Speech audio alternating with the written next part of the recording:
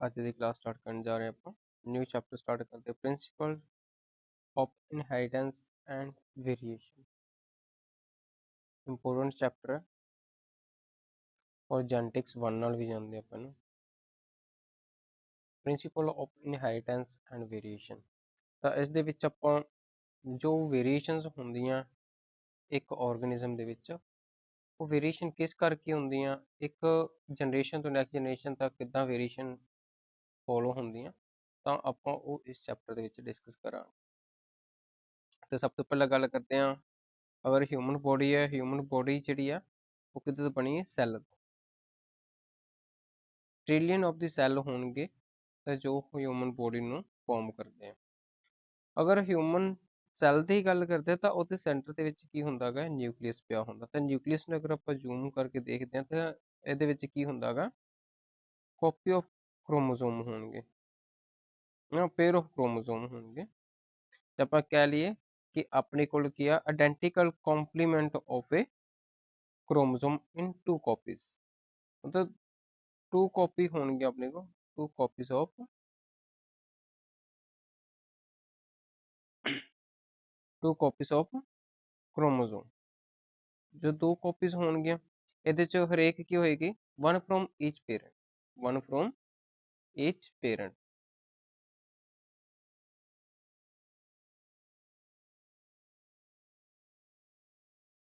One from each parent ਤੋਂ ਆਪਾਂ ਕੀ ਕਹਿ ਸਕਦੇ ਹਾਂ ਜੋ ਕਾਪੀ ਹੋਏਗੀ ਜੋ 2 ਕਾਪੀਜ਼ ਹੈਗੀਆਂ ਇਹ ਆਇਡੈਂਟੀਕਲ ਹੋਣਗੀਆਂ ਔਰ ਦੋਨੋਂ ਮਿਲ ਕੇ ਕੀ ਬਣਾਉਂਦੀਆਂ ਪੇਅਰ ਬਣਾਉਂਦੀਆਂ ਤਾਂ ਵਨ ਫਰੋਮ ਈਚ ਪੇਰੈਂਟ ਤੋਂ ਆਪਾਂ ਇਹ ਕਹਿ ਸਕਦੇ ਹਾਂ ਕਿ ਇੱਕ ਕਾਪੀ ਜਿਹੜੀ ਆ ਉਹ ਮਦਰ ਤੋਂ ਆਈ ਹੋਏਗੀ ਦੂਸਰੀ ਕਿੱਥੋਂ ਹੋਏਗੀ ਫਾਦਰ ਤੋਂ ਹੋਏਗੀ ਤੇ ਇੱਕ ਹਰੇਕ ਸੈੱਲ ਦੇ ਵਿੱਚ ਅਗਰ ਦੇਖਦੇ ਤਾਂ ਆਪਣੇ ਕੋਲ ਕੀ ਆ ਪੇਅਰ 'ਚ ਮਿਲਦੇ ਕ੍ਰੋਮੋਸੋਮ ਤਾਂ ਉਹ ਦੋਨੋਂ ਦੇ ਦੋਨੋਂ ਜਿਹੜੇ ਇੱਕ ਪੇਅਰ ਦੇ ਵਿੱਚ ਅਗਰ ਆਪਾਂ ਕ੍ਰੋਮੋਸੋਮ ਦੇਖਦੇ ਤਾਂ ਦੋਨੋਂ ਹੀ ਇੱਕ ਦੂਜੇ ਦੇ ਕੰਪਲੀਮੈਂਟਰੀ ਹੁੰਦੇ ਆ ਕੰਪਲੀਮੈਂਟਰੀ ਹੋਣਗੇ ਔਰ ਜਿੱਦਾਂ ਆਪਾਂ ਆਪਣੇ ਕੋਲ ਆ ਸਪੋਜ਼ ਕਰੋ ਆਪਣੇ ਕੋਲ ਕੰਪਲੀਮੈਂਟਰੀ ਪਏ ਹੋਏ ਆ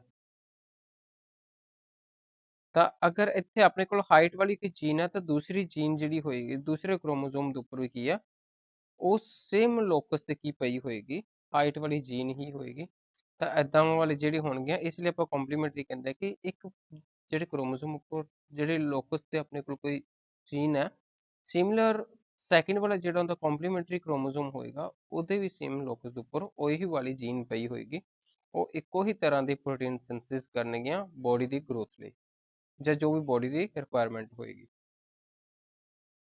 ਨੈਕਸਟ ਆਪਣੇ ਕੋਲ ਜੀਨ ਦੀ ਪੋਜੀਸ਼ਨ ਦੇ ਰੱਖਿਆ ਕ੍ਰੋਮੋਸੋਮ ਦੇ ਉੱਪਰ ਕੀ ਪਈਆਂ ਹੋਈਆਂ ਜੀਨਸ ਪਈਆਂ ਹੋਣਗੀਆਂ ਔਰ ਜੀਨਸ ਕੀ ਹੁੰਦੇ ਡਿਸਕ੍ਰੀਟ ਮੈਨਰ ਦੇ ਵਿੱਚ ਹੁੰਦੀਆਂ ਕੰਟੀਨਿਊਸ ਤਾਂ ਲੇਕਿਨ ਕੀ ਹੈ ਡਿਸਕ੍ਰੀਟ ਦੇ ਵਿੱਚ ਤਾਂ ਨੈਕਸਟ ਡੀਐਨਏ ਡਬਲ ਹੈਲਿਕਸ ਔਰ ਜਦੋਂ ਆਪਾਂ ਕ੍ਰੋਮੋਸੋਮ ਦੀ ਗੱਲ ਕੀਤੀ ਹੈ ਇਹ ਇੱਕ ਤਰ੍ਹਾਂ ਦਾ ਕੀ ਹੈਗਾ ਕੰਡੈਂਸ ਪਏ ਹੋਏ ਹੈ ਕੰਡੈਂਸ ਡੀਐਨਏ ਜਦੋਂ ਡੀਐਨਏ ਕੰਡੈਂਸ ਹੋ ਜਾਂਦਾ ਤਾਂ ਉਹ ਕੀ ਬਣਾਉਂਦਾ ਹੈਗਾ ਕ੍ਰੋਮੋਸੋਮ ਬਣਾਉਂਦਾ ਤਾਂ ਅਗਰ ਆਪਾਂ ਇਹ ਵਾਲੀ ਚੀਜ਼ ਨੂੰ ਜੋ ਕ੍ਰੋਮੋਸੋਮ ਹੈ ਉਸ ਨੂੰ ਅਗਰ ਜ਼ੂਮਿੰਗ ਵਿਊ ਦੇ ਵਿੱਚ ਦੇਖਦੇ ਤਾਂ ਆਪਾਂ ਨੂੰ ਡਬਲ ਹੈਲਿਕਸ ਜੋ ਆ ਚੱਲ ਰਹੀ ਹੈ ਡਬਲ ਹੈਲਿਕਸ ਦੀ ਫਾਰਮ ਦੇ ਵਿੱਚ ਆਪਾਂ ਨੂੰ ਦੇਖਣ ਨੂੰ ਮਿਲਦਾ ਡਬਲ ਹੈਲਿਕਸ ਦੇ ਦੇਖਣ ਨੂੰ ਮਿਲੇਗਾ ਤੇ ਆਪਣੇ ਕੋਲ ਕੀ ਹੈ ਇਹ ਡੀਐਨਏ ਡੀਐਨਏ ਜਦੋਂ ਕੰਡੈਂਸ ਹੁੰਦਾ ਤਾਂ ਕੀ ਬਣਦਾ ਕ੍ਰੋਮੋਸੋਮ ਔਰ ਡੀਐਨਏ ਦੇ ਉੱਪਰ ਕੀ ਹੈਗੀਆਂ ਆਪਣੇ ਕੋਲ ਡੀਐਨਏ ਦਾ ਕੁਝ ਪੋਰਸ਼ਨ ਹੀ ਹੁੰਦਾ ਜਿਹੜਾ ਜੀਨ ਨੂੰ ਰਿਪਰੈਜ਼ੈਂਟ ਕਰਦਾ ਔਰ ਡੀਐਨਏ ਤੋਂ ਹੀ ਅੱਗੇ ਜਿਸ ਟਾਈਪ ਦਾ ਡੀਐਨਏ ਹੋਏਗਾ ਜਾਂ ਜਿਸ ਤਰ੍ਹਾਂ ਦੀ ਡੀਐਨਏ ਦੇ ਵਿੱਚ ਜੀਨ ਹੋਏਗੀ ਉਹ ਉਸੇ ਹੀ ਤਰ੍ਹਾਂ ਦੇ ਐਂਜ਼ਾਈਮ ਜਾਂ ਫਿਰ ਉਸੇ ਹੀ ਤਰ੍ਹਾਂ ਦੀ ਪ੍ਰੋਟੀਨ ਦੀ ਸਿੰਥੇਸਿਸ ਕਰਾਏਗੀ ਤੇ ਇਸ ਲਈ ਜਿਹੜੀ ਵੀ ਨੌਲੇਜ ਹੋਏਗੀ ਜਾਂ ਬੋਡੀ ਦੇ ਵਿੱਚ ਕਿਸ ਚੀਜ਼ ਦੀ ਰਿਕੁਆਇਰਮੈਂਟ ਹੈ ਉਹ ਕਿੱਦਾਂ ਵਰਕ ਕਰੇਗਾ ਉਹ ਸਾਰਾ ਡੀਐਨਏ ਹੀ ਕੰਟਰੋਲ ਕਰਦਾ ਜਾਂ ਆਪਾਂ ਇਹ ਕਹਿ ਸਕਦੇ ਹਾਂ ਨਿਊਕਲੀਅਸ ਜੋ ਹੈ ਸੈੱਲ ਦਾ ਉਹ ਇੱਕ ਤਰ੍ਹਾਂ ਦਾ ਬ੍ਰੇਨ ਹੈ ਕਿ ਕਿਹੜੇ ਵਾਲੀ ਚੀਜ਼ ਕਿੱਦਾਂ ਹੋਣੀ ਹੈ ਕਿਵੇਂ ਹੋਣੀ ਹੈ ਉਹ ਸਾਰੀ ਕੌਣ ਕਰਾ ਰਿਹਾ ਡੀਐਨਏ ਹੀ ਕਰਾਉਂਦਾ next genetics father of genetics ਕੌਣ ਹੈ ਜੀ.ਜੇ. ਮੈਂਡਲ ਇੰਪੋਰਟੈਂਟ ਕੁਐਸਚਨ ਹੈ ਆ ਸਾਰੇ ਦੇ ਸਾਰੇ ਜਿਹੜੇ ਹੈ ਇੰਪੋਰਟੈਂਟ ਕੁਐਸਚਨ ਹੈ ਇਹਨਾਂ ਤੋਂ ਕੋਈ ਵੀ ਪੁੱਛਿਆ ਜਾ ਸਕਦਾ father of genetics G J. Mendel ਔਰ ਡਬਲਯੂ ਬੈਟਸਨ ਜੋ ਹੈ ਇਹ ਇੱਕ ਤਰ੍ਹਾਂ ਦਾ modern father of modern genetics ਹੈ ਤਾਂ ਇਹਨੇ ਟਰਮ ਦਿੱਤੀ ਸੀ ਜੈਨੇਟਿਕਸ ਪੁੱਛ ਸਕਦੇ ਆ ਜੈਨੇਟਿਕਸ ਟਰਮ ਕਿਹਨੇ ਪ੍ਰਪੋਜ਼ ਕਰੀ ਸੀ ਤਾਂ ਕੌਣ ਆ ਉਹ ਡਬਲਯੂ ਬੈਟਸਨ ਤਾਂ ਮੋਰਗਨ ਨੂੰ ਐਕਸਪੈਰੀਮੈਂਟਲ ਜਿਹੜੀ ਜੈਨੇਟਿਕਸ ਹੈ ਉਸ ਦਾ ਫਾਦਰ ਕਿਹਾ ਜਾਂਦਾ फादर ऑफ एक्सपेरिमेंटल जेनेटिक्स। अगर उंज पूछ लें फादर ऑफ जेनेटिक्स कौन है, जी मैंडल। अगर मॉडर्न पूछ लेंदे तो अपने कोल की हैगा डब्ल्यू बैटसन। और एक्सपेरिमेंटल जिहड़ा है उसका फादर कौन है, मॉर्गन। और ये भी क्वेश्चन पूछ लेंदे आ जिन्नियां भी थ्योरियां प्रपोज करियां ये सारियां मैंडल दियां। लिंकेज हो गया, sex linkage, crossing over, criss cross inheritance, linkage, map on Drosophila. ਤਾਂ ਜਿਹੜੇ ਇਹਨੇ ਡਰੋਸੋਫਿਲਾ ਤੇ ਇੱਕ ਐਕਸਪੈਰੀਮੈਂਟ ਕਰਿਆ ਸੀ ਉਹ ਅੱਗੇ ਇਸ ਚੈਪਟਰ ਦੇ ਵਿੱਚ ਆਪਾਂ ਕਰਾਂਗੇ। ਤਾਂ ਡਰੋਸੋਫਿਲਾ ਦੇ ਉੱਪਰ ਜਿਹੜਾ ਐਕਸਪੈਰੀਮੈਂਟ ਕਰਿਆ ਸੀ ਉਹ ਕੌਣ ਸੀ, ਮੋਰਗਨ। अगर लिंकेज की गल करते हैं, लिंकेज किसने डिफाइन करी सी, मॉर्गन ने। सैक्स लिंकेज किसने डिफाइन करी है, मॉर्गन। क्रॉसिंग ओवर कौन है, वो भी Morgan. Criss cross inheritance Morgan. Morgan बहुत ही ज्यादा और क्वेश्चन पूछ भी लेंदे हैं। लिंकेज बेस्ड एक अद्धा क्वेश्चन आ जाता ਜਾਂ ਪੁੱਛ ਲੈਂਦੇ ਆ। ਇਸ ਚੈप्टर ਦੇ ਚੋਂ ਆਪਣੇ ਕੋਲ 3 क्वेश्चन मैक्सिमम देखने ਨੂੰ ਮਿਲਣਗੇ। इंपॉर्टेंट चैप्टर है और ईजी है, बहुत ईजी चैप्टर है। नेक्स्ट है जी गैरोड। जी गैरोड अपने को फादर ऑफ ह्यूमन जेनेटिक है एंड बायोकेमिकल जेनेटिक। और इसने जेनेटिक्स तो जो होने वाले डिसऑर्डर है, जेनेटिकली होने वाले डिसऑर्डर इसने डिफाइन करे सी। और जेनेटिक डिसऑर्डर इसने एक जो ਮੈਟਾਬੋਲਿਕ ਹਿਊਮਨ ਮੈਟਾਬੋਲਿਕ ਜਿਹੜੇ ਹੁੰਦੇ ਜੈਨੇਟਿਕ ਡਿਸਆਰਡਰ ਜਿਹੜੇ ਉਸ ਨੂੰ ਦੇਖਿਆ ਸੀ ਤਾਂ ਉਸ ਦਾ ਨਾਮ ਸੀ ਅਲਕਪਟੋਯੂਰੀਆ। ਅਲਕਪਟੋਯੂਰੀਆ ਇੱਕ ਤਰ੍ਹਾਂ ਦਾ ਬਲੈਕ ਯੂਰਿਨ ਡਿਸੀਜ਼ ਆ। ਤਾਂ ਇਹਦੇ ਚ ਹੁੰਦਾ ਕੀ ਆ ਕਿ ਆਪਣੇ ਯੂਰਿਨ ਦੇ ਵਿੱਚ ਕੀ ਆ ਕਿ ਇੱਕ ਯੂਰਿਨ ਜੋ ਆ ਉਹ ਨੋਰਮਲ ਯੂਰਿਨ ਨਹੀਂ ਹੁੰਦਾ। ਜਦੋਂ ਯੂਰਿਨ ਮਿਕਚੁਰੇਸ਼ਨ ਹੁੰਦੀ ਆ, ਯੂਰਿਨ ਕੋਈ ਵੀ ਪਰਸਨ ਕਰਦਾ ਤਾਂ ਉਸ ਦਾ ਯੂਰਿਨ ਕੁਝ ਸਮੇਂ ਬਾਅਦ ਕੀ ਹੁੰਦਾ, ਬਲੈਕ ਹੋ ਜਾਂਦਾ। ਤਾਂ ਯੂਰਿਨ ਕੀ ਹੋ ਜਾਏਗਾ, ਆਫਟਰ ਸਮ ਟਾਈਮ ਕੀ ਹੋ ਜਾਂਦਾ ਸੀ, ਬਲੈਕ ਹੋ ਜਾਂਦਾ ਸੀ। ਤੇ ਇਸ ਲਈ ਇਸ ਨੂੰ ਆਪਾਂ ਕੀ ਕਹਿੰਦੇ ਆ, ਬਲੈਕ ਯੂਰਿਨ ਡਿਸੀਜ਼ ਵੀ ਕਹਿੰਦੇ ਜਾਂ ਫਿਰ ਅਲਕਪਟੋਯੂਰੀਆ ਕਹਿੰਦੇ। ਇੱਕ ਜੈਨੇਟਿਕਲੀ ਡਿਸਆਰਡਰ ਹੈ। ਇਹ ਕਿਸੇ ਤਰ੍ਹਾਂ ਦਾ ਉਂਝ ਨਹੀਂ ਹੈ ਕਿ ਇੱਕ ਜੋ ਆਪਾਂ ਬੋਡੀ ਨੂੰ ਕਹਿ ਦਿੰਦੇ ਕੁਝ ਟੈਂਪਰੇਰੀ ਆਪਾਂ ਕਹਿ ਦਿੰਦੇ ਆ ਕਿ ਬਾਅਦ ਚ ਬੋਡੀ ਰਿਕਵਰ ਕਰ ਲੈਂਦੀ ਹੈ। ਲੇਕਿਨ ਜਿਹੜੇ ਜੈਨੇਟਿਕਲੀ ਡਿਸਆਰਡਰ ਹੁੰਦੇ ਆ ਉਹ ਕਿਉਰੇਬਲ ਨਹੀਂ ਹੁੰਦੇਗੇ। ਇਹ ਸਿਰਫ ਔਰ ਸਿਰਫ ਉਦੋਂ ਹੀ ਹੋ ਪਾਉਂਦੇ ਆ ਜਦੋਂ ਐਮਬ੍ਰਿਓਨਿਕ ਸਟੇਜ ਹੋਏ, ਤੇ ਉਦੋਂ ਹੀ ਪੋਸੀਬਲ ਹੈ। ਜਾਂ ਫਿਰ ਆਪਾਂ ਬੋਨ ਮੈਰੋ ਤੇ ਕਹਿ ਸਕਦੇ ਹਾਂ ਥੈਰੇਪੀਜ਼ ਵਗੈਰਾ ਹੁੰਦੀਆਂ ਤਾਂ ਉਦੋਂ ਹੀ ਜੈਨੇਟਿਕਲ ਡਿਸਆਰਡਰ ਨੂੰ ਆਪਾਂ ਕਿਉਰ ਕਰ ਸਕਦੇ ਹਾਂ। ਲੇਕਿਨ ਇਸ ਲਈ ਇਸ ਤੋਂ ਇਲਾਵਾ ਬਾਕੀ ਇਸ ਦਾ ਕੋਈ ਵੀ ਇਲਾਜ ਨਹੀਂ ਹੈ ਜੋ ਜੈਨੇਟਿਕਲ ਡਿਸਆਰਡਰ ਹੈਗੇ। याद रखना G Garrod father of human genetics, Morgan father of experimental genetics, W Bateson father of modern genetics और G Mendel father of genetics.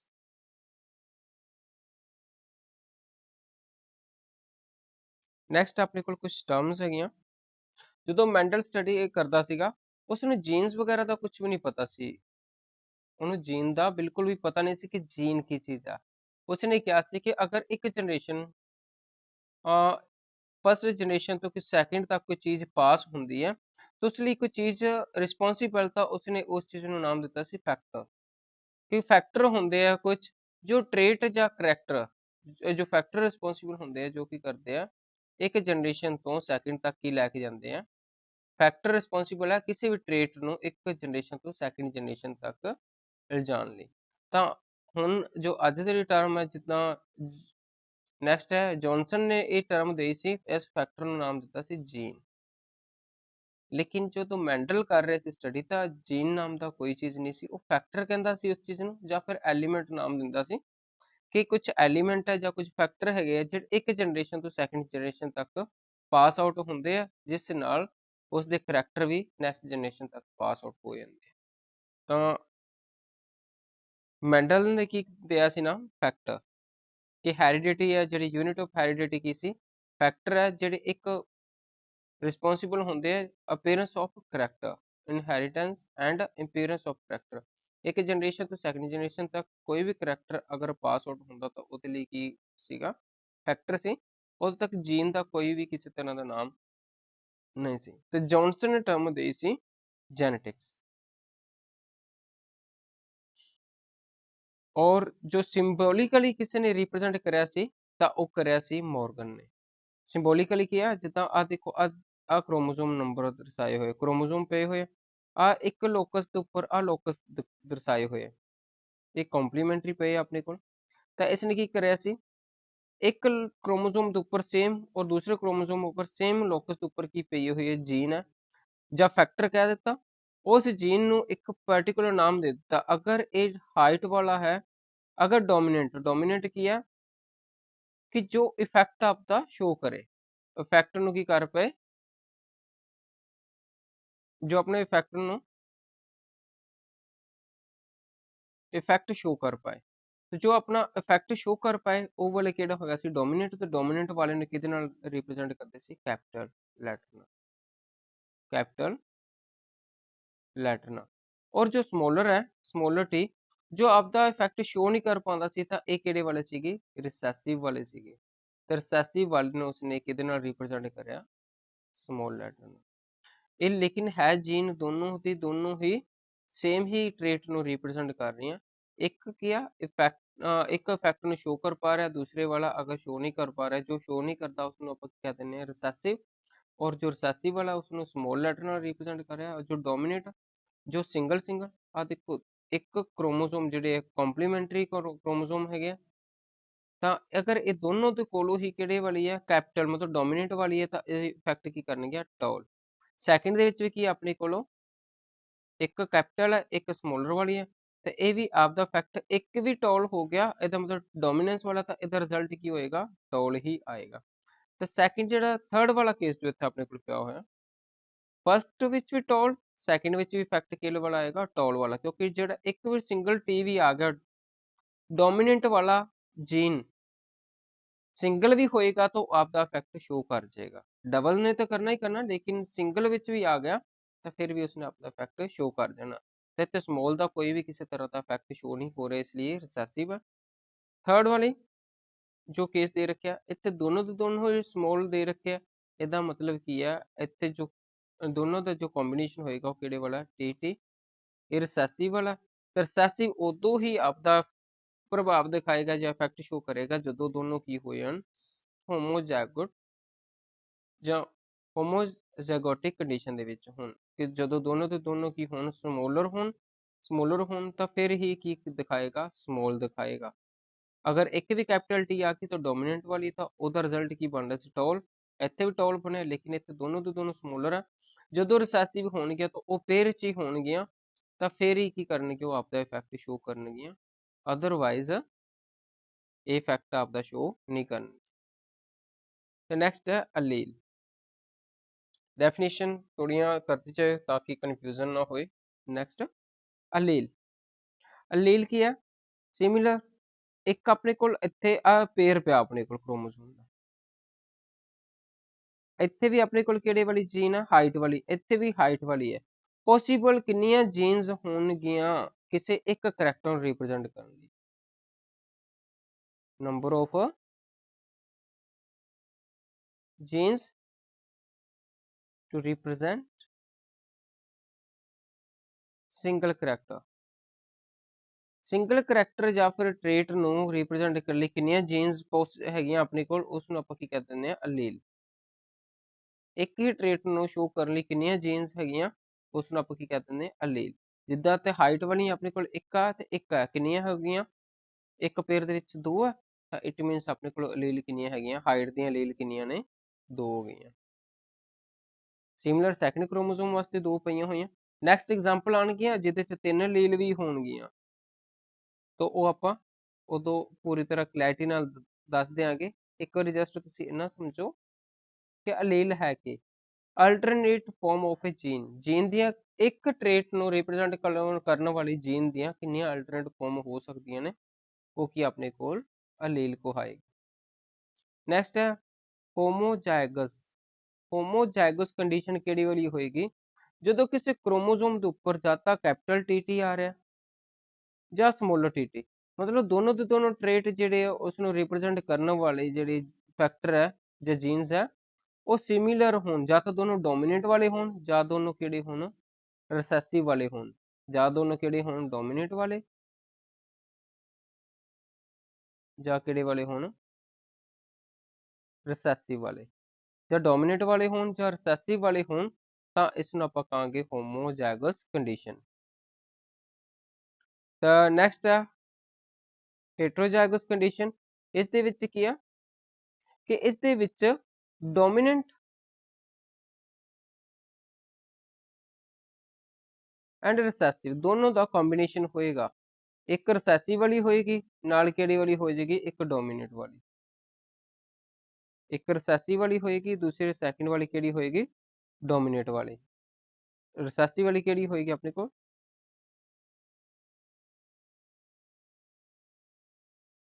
ਰਿਸੈਸਿਵ ਵਾਲੀ ਹੋਏਗੀ ਕੈਪੀਟਲ ਟੀ, ਸੌਰੀ ਡੋਮੀਨੇਟ ਵਾਲੀ ਕੈਪੀਟਲ ਟੀ, ਰਿਸੈਸਿਵ ਵਾਲੀ ਕਿਹੜੀ ਹੋਏਗੀ, ਸਮੋਲਰ ਟੀ। ਤਾਂ ਆ ਜੋ ਆਪਣੇ ਕੋਲ ਇਦਾਂ ਦਾ ਕੰਬੀਨੇਸ਼ਨ ਆਏਗਾ ਕਿਸੇ ਵੀ ਜੀਨਸ ਦਾ, ਤਾਂ ਆਈ ਵਾਲੀ ਕਿਹੜੀ ਹੋਏਗੀ ਆਪਣੇ ਕੋਲ, ਹੈਟਰੋਜ਼ਾਈਗਸ ਕੰਡੀਸ਼ਨ ਨੂੰ ਰਿਪਰੈਜ਼ੈਂਟ ਕਰੇਗੀ। ਤੇ ਜੋ ਇੱਥੇ ਆਰ ਤੇ ਸਮੋਲਰ ਆਰ ਰਿਪਰੈਜ਼ੈਂਟ ਕਰ ਰਿਹਾ, ਇਹ ਕਿਹਨੂੰ ਰਿਪਰੈਜ਼ੈਂਟ ਕਰ ਰਿਹਾ, ਇਹ ਆਪਣੇ ਕੋਲ ਰਾਉਂਡ ਤੇ ਰਿੰਕਲ ਸ਼ੇਪ ਨੂੰ ਰਿਪਰੈਜ਼ੈਂਟ ਕਰ ਰਿਹਾ। ਇਹ ਨੈਕਸਟ ਦੱਸਾਂਗੇ ਰਾਉਂਡ ਤੇ ਰਿੰਕਲ ਕਿੱਦਾਂ ਆਇਆ, ਇਹ ਵੀ ਇੱਕ ਟ੍ਰੇਟ ਨੂੰ ਰਿਪਰੈਜ਼ੈਂਟ ਕਰ ਰਿਹਾ, ਲੇਕਿਨ ਇਹ ਨੈਕਸਟ ਆਪਣੇ ਡਿਸਕਸ ਕਰਾਂਗੇ ਆਪਾਂ। ਇਹ ਵੀ ਇੱਕ ਤਰ੍ਹਾਂ ਦੇ ਟ੍ਰੇਟ ਨੂੰ ਰਿਪਰੈਜ਼ੈਂਟ ਕਰ ਰਿਹਾ। ਦੇਖੋ ਇੱਕ ਕੈਪੀਟਲ ਟੀ ਇੱਕ ਸਮੋਲਰ ਟੀ ਮਿਕਸ ਆ ਰਿਹਾ, ਇੱਕ ਕੈਪੀਟਲ ਔਰ ਸਮੋਲਰ ਆਰ ਆ ਰਿਹਾ, ਤਾਂ ਰਿਸੈਸਿਵ ਤੇ ਡੋਮੀਨੈਂਟ ਵਾਲੀਆਂ ਦੇ ਕੀ ਆ ਰਹੀਆਂ, ਮਿਕਸਅਪ ਆ ਰਿਹਾ, ਤਾਂ ਇਹ ਵਾਲੀ ਕੰਡੀਸ਼ਨ ਕਿਹੜੀ ਹੋਏਗੀ, ਹੈਟਰੋਜ਼ਾਈਗਸ ਹੋਏਗੀ। ਜਦੋਂ ਜ਼ਾਇਗੋਟ ਫਾਰਮ ਹੋਏਗਾ ਇਦਾਂ ਦੇ ਗਮੀਟਸ ਤੋਂ ਜਿਹਦੇ ਵਿੱਚ ਕੀ ਆ, ਇੱਕ ਵਾਲਾ ਡੋਮੀਨੇਟ ਵਾਲਾ ਹੋਏ ਗਮੀਟ, ਦੂਸਰਾ ਕਿਹੜਾ ਹੋਏ, ਦੂਸਰੇ ਗਮੀਟ ਦੇ ਕੋਲੋਂ ਰਿਸੈਸਿਵ ਵਾਲੀ ਉਹੀ ਜੀਨ ਹੋਏ ਉਸ ਟ੍ਰੇਟ ਨੂੰ ਰਿਪਰੈਜ਼ੈਂਟ ਕਰਨ ਲਈ, ਤਾਂ ਉਸ ਦਾ ਜੋ ਕੰਬੀਨੇਸ਼ਨ ਬਣੇਗਾ ਉਹ ਕਿਹੜੇ ਵਾਲਾ ਬਣੇਗਾ ਆਪਣੇ ਕੋਲ, ਹੈਟਰੋਜ਼ਾਈਗਸ। ਸਪੋਜ਼ ਕਰੋ ਮਦਰ ਇੱਕ ਸਾਈਡ ਕੀ ਹੈ ਫਾਦਰ, ਫਾਦਰ ਕੋਲੋਂ ਹਾਈਟ ਵਾਲਾ ਜਿਹੜਾ ਉਹ ਕਿਹੜੇ ਵਾਲਾ ਹੈਗਾ, ਕੈਪੀਟਲ ਟੀ। ਮਦਰ ਕੋਲੋਂ ਉਸ ਅਗਰ ਸਪੋਜ਼ ਕਰੋ ਨੰਬਰ ਆਫ ਕ੍ਰੋਮੋਸੋਮ ਕੋਈ ਵੀ ਹੈ ਸਿਮਿਲਰ ਨੰਬਰ ਆਫ ਕ੍ਰੋਮੋਸੋਮ ਤੇ ਫਾਦਰ ਕੋਲ ਵੀ ਹਾਈਟ ਵਾਲਾ ਪਿਆ ਹੋਇਆ ਹੋਏਗਾ ਕ੍ਰੋਮੋਸੋਮ ਜੀਨ, ਔਰ ਉਸੇ ਹੀ ਨੰਬਰ ਤੇ ਮਦਰ ਕੋਲੋਂ ਜੇ ਵੀ ਕੀ ਪਿਆ ਹੋਇਆ ਹੋਏਗਾ ਕ੍ਰੋਮੋਸੋਮ।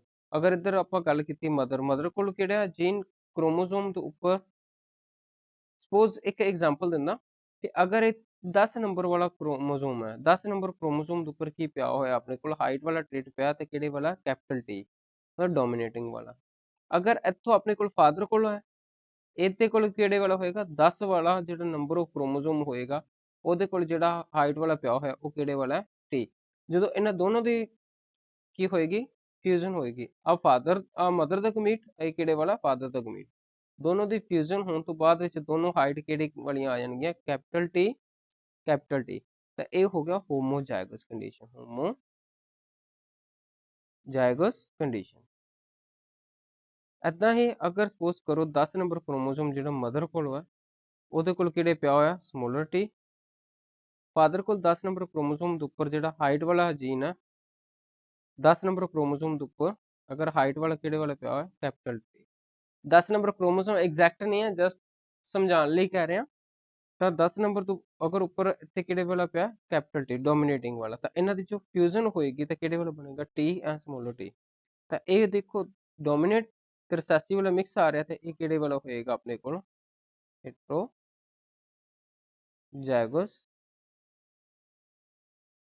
ਓਕੇ, ਨੈਕਸਟ ਹੈ ਆਪਣੇ ਕੋਲ ਹੈਮੀਜ਼ਾਈਗਸ। ਹੈਮੀਜ਼ਾਈਗਸ ਕੰਡੀਸ਼ਨ ਦੇ ਵਿੱਚ ਦੇਖੋ ਅਗਰ ਕੋਈ ਇੰਡੀਵਿਜੂਅਲ ਕੀ ਕਰ ਰਿਹਾ, one gene of a pair then individual said to be ਹੈਮੀਜ਼ਾਈਗਸ। ਅਗਰ ਕਿਸੇ ਇੰਡੀਵਿਜੂਅਲ ਦੇ ਕੋਲ ਜੀਨ ਦਾ ਕੀ ਹੈ, ਇੱਕ ਪੇਅਰ ਹੀ ਹੈ, ਜਦੋਂ ਉੱਪਰ ਤਾਂ ਡਬਲ ਆ ਰਿਹਾ ਆਪਣੇ ਕੋਲ, ਅਗਰ ਇੱਥੇ ਗੱਲ ਕਰ ਰਹੇ ਇੱਥੇ ਤਾਂ ਡਬਲਿੰਗ ਹੋ ਰਹੀ ਹੈ, ਤਾਂ ਇਹ ਵਾਲਾ ਕਿਹੜਾ ਆਪਣੇ ਕੋਲ, ਟੀ ਤਾਂ ਸਿਮਿਲਰ ਆ ਰਹੇ, ਤਾਂ ਇਹ ਵਾਲੇ ਕਿਹੜੇ ਆ, ਇਹ ਤਾਂ ਹੋਮੋਜ਼ਾਈਗਸ ਕੰਡੀਸ਼ਨ ਹੋਗੀ। ਆਹ ਸੈਕਿੰਡ ਵਾਲਾ ਕਿਹਨੂੰ ਕਰ ਰਿਹਾ, ਹੈਟਰੋਜ਼ਾਈਗਸ ਕੰਡੀਸ਼ਨ ਨੂੰ ਰਿਪਰੈਜ਼ੈਂਟ ਕਰ ਰਿਹਾ। ਆਹ ਵਾਲਾ ਵੀ ਕਿਹਨੂੰ ਕਰ ਰਿਹਾ, ਹੋਮੋਜ਼ਾਈਗਸ ਨੂੰ, ਕਿਉਂਕਿ ਦੋਨੋਂ ਸਿਮਿਲਰ ਆ ਰਹੇ ਟ੍ਰੇਟ। ਅਗਰ ਐਦਾਂ ਹੀ ਕਿਸੇ ਦੇ ਵਿੱਚ ਸਿਰਫ ਇੱਕ ਹੀ ਕ੍ਰੋਮੋਸੋਮ ਆ ਰਿਹਾ, ਇੱਕ ਹੀ ਜੀਨ ਆ ਰਹੀ ਹੈ ਪੇਅਰ ਦੇ ਵਿੱਚੋਂ, ਦੂਸਰੀ ਵਾਲੀ ਨਾਲ ਨਹੀਂ ਆ ਰਹੀ, ਸਪੋਜ਼ ਕਰੋ ਇੱਕ ਆ ਰਹੀ ਦੂਸਰੀ ਵਾਲੀ ਨਹੀਂ ਆ ਰਹੀ, ਤਾਂ ਇਹ ਜਿਹੜੀ ਕੰਡੀਸ਼ਨ ਹੋਏਗੀ ਇਹ ਕਿਹੜੀ ਵਾਲੀ ਹੋਏਗੀ, ਹੈਮੀਜ਼ਾਈਗਸ ਹੋਏਗੀ। ਔਰ ਹਿਊਮਨ ਜਿਹੜੇ ਹੈਗੇ ਆ ਮੇਲ ਅਗਰ ਸੈਕਸ ਲਿੰਕਡ ਜੀਨ ਦੇਖਦੇ ਆਪਾਂ ਤਾਂ ਕਿਹੜੇ ਵਾਲੀ ਹੁੰਦੀ ਹੈ, ਮੇਲ ਦੇ ਵਿੱਚ XY ਹੁੰਦੀ ਹੈ, ਤੇ ਜੋ X ਵਾਲਾ ਕ੍ਰੋਮੋਸੋਮ ਹੈ Y ਨਾਲ ਡਿਫਰੈਂਟ ਹੈ, ਤੇ ਜੋ X ਵਾਲੀ ਜੀਨਸ ਹੋਣਗੀਆਂ ਉਹ Y ਦੇ ਉੱਪਰ ਸਿਮਿਲਰ ਨਹੀਂ ਹੁੰਦੀਆਂ, ਤੇ ਇਸ ਲਈ ਉਹ ਕਿਹੜੇ ਹੈਗੇ ਆਪਣੇ ਕੋਲ, ਹੈਮੀਜ਼ਾਈਗਸ ਕੰਡੀਸ਼ਨ ਹੋਏਗੀ। Male individual is always homozygous for sex linked gene. Next dominant. Dominant already ਦੱਸ ਦਿੱਤਾ ਕਿ dominant ਉਹੀ ਹੋਏਗੀ ਜਿਹੜੀ ਸਿੰਗਲ ਜਿਹੜੀ ਹੋਮੋਜ਼ਾਈਗਸ ਕੰਡੀਸ਼ਨ ਚ ਹੈ ਚਾਹੇ heterozygous ਕੰਡੀਸ਼ਨ ਦੇ ਵਿੱਚ ਉਹ ਆਪਦਾ ਇਫੈਕਟ ਸ਼ੋ ਕਰੇਗੀ। ਹੋਮੋਜ਼ਾਈਗਸ ਕੰਡੀਸ਼ਨ ਚ ਆ ਜੇ ਚਾਹੇ heterozygous ਦੇ ਵਿੱਚ ਉਹ ਆਪਦਾ ਇਫੈਕਟ ਸ਼ੋ ਕਰੇਗੀ ਤਾਂ ਉਹ ਜਿਹੜਾ ਕਰੈਕਟਰ ਹੋਏਗਾ ਉਸਨੂੰ ਆਪਾਂ ਕਹਾਂਗੇ ਡੋਮੀਨੈਂਟ। ਜਿੱਦਾਂ ਆਪਣੇ ਕੋਲ ਇੱਥੇ ਕੀ ਆ ਕੈਪੀਟਲ ਟੀ ਇੱਥੇ ਤਾਂ ਡੋਮੀਨੇਟਿੰਗ ਦੇ ਵਿੱਚ ਆ ਦੋਨੋਂ ਡੋਮੀਨੇਟਿੰਗ ਵਾਲੇ ਨੂੰ ਕੈਪੀਟਲ ਟੀ ਨਾਲ ਲਿਖਦੇ ਆ ਤਾਂ ਇਸ ਦਾ ਜੋ ਫਾਈਨਲ ਰਿਜ਼ਲਟ ਹੋਏਗਾ ਟੋਲ ਹੀ ਆਏਗਾ। ਇੱਥੇ ਦੇਖੋ ਕੈਪੀਟਲ ਟੀ ਔਰ ਸਮੋਲਰ ਟੀ ਹੁਣ ਸਮੋਲਰ ਵਾਲਾ ਟੀ ਜਿਹੜਾ ਉਹ ਰਿਸੈਸਿਵ ਵੀ ਹੈ ਕੈਪੀਟਲ ਟੀ ਵਾਲਾ ਕਿਹੜਾ ਡੋਮੀਨੇਟਿੰਗ ਵਾਲਾ। ਹੁਣ ਫੈਕਟਰ ਤਾਂ ਦੋਨੋਂ ਸ਼ੋ ਕਰ ਜਾਂਦੇ ਆ ਲੇਕਿਨ ਇੱਥੇ ਡੋਮੀਨੇਟਿੰਗ ਵਾਲਾ ਹੀ ਜੋ ਫਾਈਨਲ ਰਿਜ਼ਲਟ ਮਿਲੇਗਾ ਉਹ ਕਿਹੜੇ ਵਾਲਾ ਮਿਲੇਗਾ ਆਪਾਂ ਨੂੰ ਟੋਲ ਮਿਲੇਗਾ। ਤਾਂ ਟੋਲ ਕਿਉਂ ਮਿਲ ਰਿਹਾ ਕਿਉਂਕਿ ਟੀ ਕੀ ਹੈ ਡੋਮੀਨੇਟਿੰਗ ਫੈਕਟਰ ਹੈ ਤੇ ਡੋਮੀਨੇਟਿੰਗ ਫੈਕਟਰ ਜਿਹੜਾ ਹਮੇਸ਼ਾ ਉਹੀ ਆਪਦਾ ਫੈਕਟ ਸ਼ੋ ਕਰੇਗਾ। ਰਿਸੈਸਿਵ ਉਦੋਂ ਹੀ ਸ਼ੋ ਕਰੇਗਾ ਜਦੋਂ ਦੋਨੋਂ ਦੇ ਦੋਨੋਂ ਹੀ ਕੀ ਹੋਣਗੇ ਰਿਸੈਸਿਵ ਵਾਲੀਆਂ ਹੋਣਗੀਆਂ। ਤਾਂ ਡੋਮੀਨੇਟਿੰਗ ਸਿੰਗਲ ਹੋਏ ਚਾਹੇ ਹੋਮੋਜ਼ਾਈਗਸ ਕੰਡੀਸ਼ਨ ਆਹ ਵਾਲੀ ਕਿਹੜੀ ਵਾਲੀ ਹੈ ਹੋਮੋਜ਼ਾਈਗਸ ਕੰਡੀਸ਼ਨ ਤੇ ਆਹ ਵਾਲੀ ਕਿਹੜੀ ਹੈ heterozygous ਕੰਡੀਸ਼ਨ। ਲੇਕਿਨ ਡੋਮੀਨੇਟਿੰਗ ਫੈਕਟਰ ਜਿਹੜਾ ਉਹ heterozygous ਵਿੱਚ ਵੀ ਆਪਣਾ ਫੈਕਟ ਸ਼ੋ ਕਰੇਗਾ ਹੋਮੋਜ਼ਾਈਗਸ ਵਿੱਚ ਤਾਂ ਉਹਨੇ ਕਰਨਾ ਹੀ ਕਰਨਾ। ਤਾਂ ਇਹ ਜਿਹੜੇ ਹੋਣਗੇ ਇਹੋ ਜਿਹੀਆਂ ਅਲੀਲ ਜਿਹੜੀਆਂ ਹੋਣਗੀਆਂ ਜਾਂ ਫਿਰ ਇਹੋ ਜਿਹੇ ਫੈਕਟਰ ਜਿਹੜੇ ਹੋਣਗੇ ਉਸਨੂੰ ਆਪਾਂ ਕਹਿੰਦੇ ਆ ਡੋਮੀਨੇਟਿੰਗ। ਨੈਕਸਟ ਹੈ ਰਿਸੈਸਿਵ ਉਦੋਂ ਹੀ ਫੈਕਟ ਸ਼ੋ ਕਰਨਗੀਆਂ ਜਦੋਂ ਦੋਨੋਂ ਦੇ ਦੋਨੋਂ ਕੀ ਆਣ ਪੇਅਰ ਦੇ ਵਿੱਚ ਹੋਣ ਦੋਨੋਂ ਦੇ ਦੋਨੋਂ ਕੀ ਹੋਣ ਹੋਮੋਜ਼ਾਈਗਸ ਕੰਡੀਸ਼ਨ ਦੇ ਵਿੱਚ ਹੋਣ ਤਾਂ ਉਦੋਂ ਆਪਦਾ ਇਫੈਕਟ ਸ਼ੋ ਕਰਨਗੇ ਉਦੋਂ ਹੀ ਸਮੋਲ ਹੋਏਗਾ ਨਹੀਂ ਤਾਂ ਸਮੋਲ ਸੈਕਿੰਡ ਕੇਸ ਵਿੱਚ ਵੀ ਆ ਸਕਦਾ ਸੀ ਫਸਟ ਕੇਸ ਸੈਕਿੰਡ ਕੇਸ ਤੇ ਥਰਡ ਵਨ ਸੈਕਿੰਡ ਵਿੱਚ ਵੀ ਤਾਂ ਸਮੋਲ ਆ ਸਕਦੇ ਲੇਕਿਨ ਨਹੀਂ ਰਿਸੈਸਿਵ ਵਾਲੀਆਂ ਫੈਕਟ ਦੋਨੋਂ ਪੇਅਰ ਦੇ ਵਿੱਚ ਆ ਕੇ ਹੀ ਸ਼ੋ ਕਰਨਗੇ। ਪੇਅਰ ਤੋਂ ਆਪਾਂ ਸਮਝਦੇ ਹਾਂ ਹੋਮੋਜ਼ਾਈਗਸ ਕੰਡੀਸ਼ਨ 'ਚ ਆ ਕੇ ਹੀ ਆਪਦਾ ਫੈਕਟ ਸ਼ੋ ਕਰਨਗੇ।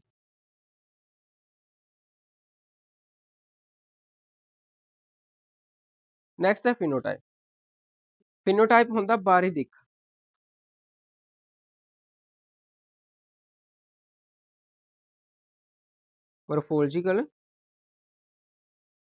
ਮੋਰਫੋਲੋਜੀਕਲੀ ਹੁੰਦਾ ਕਿ ਫਿਜ਼ੀਕਲੀ ਕਿੱਦਾਂ ਦੀ ਕੋਈ ਦਿਖ ਰਿਹਾ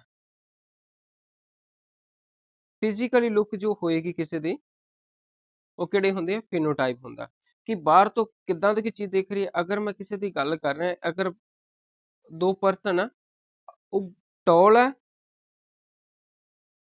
ਜਾਂ ਫਿਰ ਕੀ ਆ ਉਹ ਸਮੋਲਰ ਹੈ ਤਾਂ ਉਸ ਦੀ ਜੋ ਬਾਹਰੀ ਦਿੱਖ ਹੈ ਉਹ ਆਪਾਂ ਨੂੰ ਟੌਲ ਦਿਖ ਰਹੀ ਹੈ ਦੂਸਰੇ ਸਮੋਲ ਹੈ ਤਾਂ ਇਹ ਵਾਲੀ ਜਿਹੜੀ ਆਪਾਂ ਨੂੰ ਬਾਹਰ ਤੋਂ ਜੋ ਚੀਜ਼ ਦੇਖਣ ਤੋਂ ਪਤਾ ਚੱਲਦੀ ਹੈ ਉਹ ਕੀ ਹੁੰਦਾ ਫਿਨੋਟਾਈਪ ਹੋਏਗਾ। ਐਕਸਟਰਨਲ ਐਂਡ ਮੋਰਫੋਲੋਜੀਕਲ ਅਪੀਅਰੈਂਸ ਕਿਸੇ ਵੀ ਆਰਗੇਨਿਜ਼ਮ ਦੀ ਹੋਏਗੀ ਤਾਂ ਉਹ ਕਿਹੜੀ ਵਾਲੀ ਹੋਏਗੀ ਉਹ ਫਿਨੋਟਾਈਪ ਹੋਏਗੀ।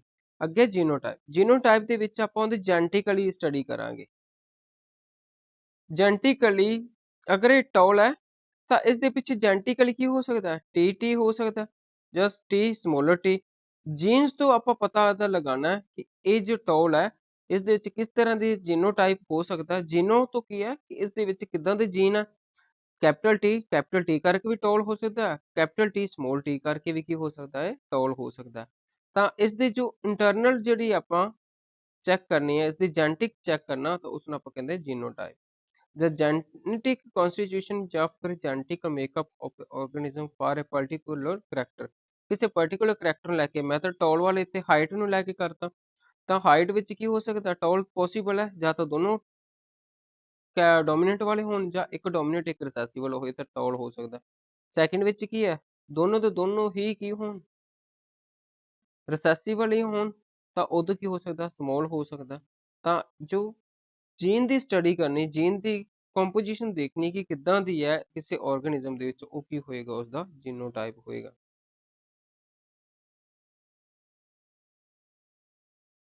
ਇਹ ਡਾਇਰੈਕਟ ਹੀ ਡੈਫੀਨੇਸ਼ਨਸ ਆ ਜਾਂਦੀਆਂ।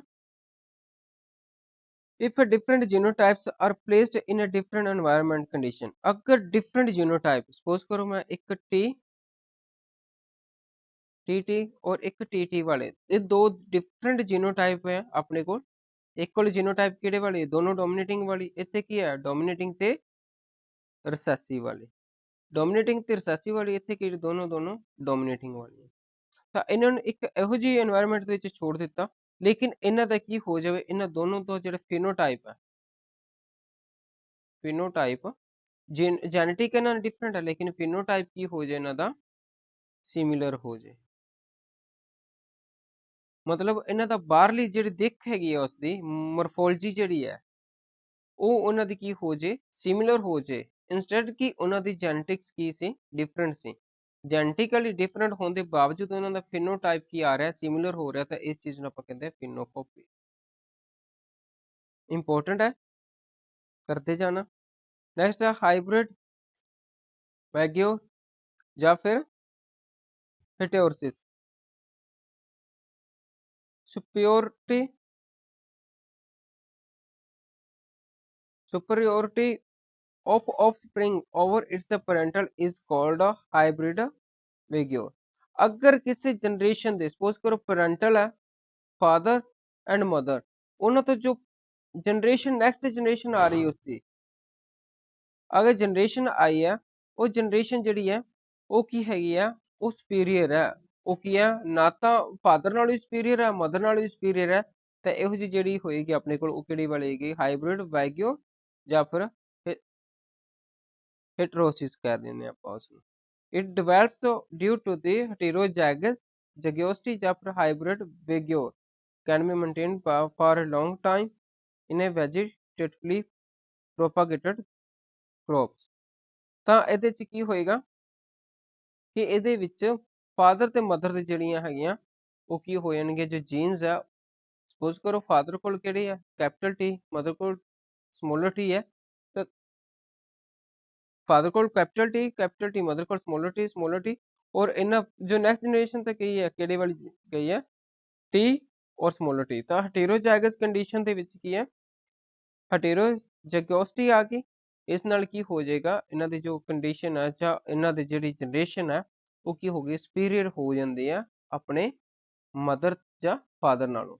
ਤਾਂ ਇਹ ਵਾਲੀ ਜਿਹੜੀ ਕੰਡੀਸ਼ਨ ਹੋ ਗਈ ਹਾਈਬ੍ਰਿਡ ਵੈਗਿਓਰ ਕਹਿ ਦਿੰਦੇ ਆ ਜਾਂ ਫਿਰ हेटेरोसिस ਕਹਿ ਦਿੰਦੇ ਆਪਾਂ ਇਸ ਚੀਜ਼। और ये चीज कदों लॉस्ट हो सकती है, इन ब्रीडिंग करके। इन ब्रीडिंग आप ऑलरेडी करके आए हैं। इन ब्रीडिंग की करती है, इन ब्रीडिंग ਆਪਾਂ ਹੈਟੇਰੋਸਿਸ ਨੂੰ ਕੋ ਲੈਕ ਕਰ ਦਿੰਦੀ ਹੈ ਜਾਂ ਖਤਮ ਕਰ ਦਿੰਦੀ ਹੈ। ਲੇਕਿਨ ਆਪਾਂ ਜਦੋਂ ਇਨਬਰੀਡ ਕਰਾਉਂਦੇ ਰਹਾਂਗੇ ਤਾਂ ਉਹਦੇ ਚ ਹੋਮੋਜ਼ੈਗੋਸਿਟੀ ਜਿਹੜੀ ਆ ਉਹ ਇਨਕਰੀਜ਼ ਹੁੰਦੀ ਜਾਏਗੀ ਔਰ ਕੁਝ ਜਿਹੜੇ ਰਿਸੈਸਿਵ ਵਾਲੀ ਜੀਨ ਹੈਗੀਆਂ ਉਹ ਕੀ ਹੋ ਜਾਂਦੇ ਨੇ, ਖਤਮ ਹੋ ਜਾਣਗੇ। ਤਾਂ ਅਗਰ ਆਪਾਂ ਇਹ ਚੀਜ਼ ਦੇਖਦੇ ਹਾਂ, हेटेरोसिस ਜਿਹੜੀ ਹੈ हेटेरोसिस ਕੀ ਕਰੇਗੀ, हेटेरोजाइगस कंडीशन ਨੂੰ ਜ਼ਿਆਦਾ ਲੈ ਕੇ ਆਏਗੀ, ਜਿਸ ਨਾਲ ਕੀ ਹੋਏਗੀ ਜੋ ਜਨਰੇਸ਼ਨ ਆ ਉਹ ਸੁਪੀਰੀਅਰ ਤੋਂ ਸੁਪੀਰੀਅਰ ਹੁੰਦੀ ਜਾਏਗੀ। ਲੇਕਿਨ ਆਪਾਂ ਇਨਬਰੀਡਿੰਗ ਕਰਾਵਾਂਗੇ ਤਾਂ ਇਨਬਰੀਡਿੰਗ ਦੇ ਵਿੱਚ ਕੀ ਹੈ, ਹੋਮੋਜ਼ੈਗੋਸਿਟੀ ਜਿਹੜੀ ਆ ਉਹ ਇਨਕਰੀਜ਼ ਹੁੰਦੀ ਜਾਏਗੀ ਇਨਬਰੀਡ ਦੇ ਵਿੱਚ। ਤਾਂ ਇਨਬਰੀਡਿੰਗ ਕਰਕੇ ਇਹ ਚੀਜ਼ ਹੋਏਗੀ, ਹੋਮੋਜ਼ੈਗੋਸਿਟੀ ਆਏਗੀ। ਆਪਾਂ ਆਲਰੇਡੀ ਲਾਸਟ ਚੈਪਟਰ ਕਰਕੇ ਐਨੀਮਲ ਹਸਬੈਂਡਰੀ ਇਨਬਰੀਡ ਦੇ ਕੰਡੀਸ਼ਨ ਕਰੀ ਸੀ ਕਿ ਹੋਮੋਜ਼ੈਗੋਸਿਟੀ ਵੱਧਦੀ ਜਾਏਗੀ, ਜਿਹੜੇ ਰਿਸੈਸਿਵ ਵਾਲੀਆਂ ਜੀਨ ਹੈਗੀਆਂ ਉਹ ਕੀ ਹੋ ਜਾਣਗੀਆਂ, ਐਲੀਮੀਨੇਟ ਹੋ ਜਾਣਗੀਆਂ ਹੌਲੀ ਹੌਲੀ। ਜਿਹੜੀਆਂ ਅਗਰ ਰਿਸੈਸਿਵ ਵਾਲਾ ਐਲੀਮੀਨੇਟ ਹੋ ਗਈਆਂ ਤਾਂ ਇਕੱਲੇ ਕਿਹੜੀ ਵਾਲੇ ਬਚਣਗੇ, ਡੋਮੀਨੇਟਿੰਗ ਬਚਣਗੀਆਂ। ਫਿਰ ਜੋ ਨੈਕਸਟ ਜਨਰੇਸ਼ਨ ਔਰ ਉਸ ਤੋਂ ਨੈਕਸਟ ਤੱਕ ਜਾਣਗੇ ਕਿਹੜੀਆਂ ਵਾਲੀ ਜਾਣਗੀਆਂ, ਇਕੱਲੀਆਂ ਡੋਮੀਨੇਟਿੰਗ ਵਾਲੀਆਂ ਹੀ ਜਾਣਗੀਆਂ ਜੋ ਆਪਦਾ ਫੈਕਟ ਸ਼ੋ ਕਰਨਗੇ, ਰਿਸੈਸਿਵ ਵਾਲੇ ਖਤਮ ਹੋ ਜਾਣਗੀਆਂ। ਤਾਂ ਇਸ ਵਾਲੀ ਚੀਜ਼ ਨੂੰ ਆਪਾਂ ਕਹਿੰਦੇ ਹਾਂ ਹੋਮੋਜ਼ੈਗੋਸਿਟੀ ਇਨ ਆਫਸਪ੍ਰਿੰਗ। The loss of hybrid vagio due to the inbreeding is called inbreeding depression। ਇਹ ਆਪਾਂ ਆਲਰੇਡੀ ਕਰ ਆਏ ਹਾਂ।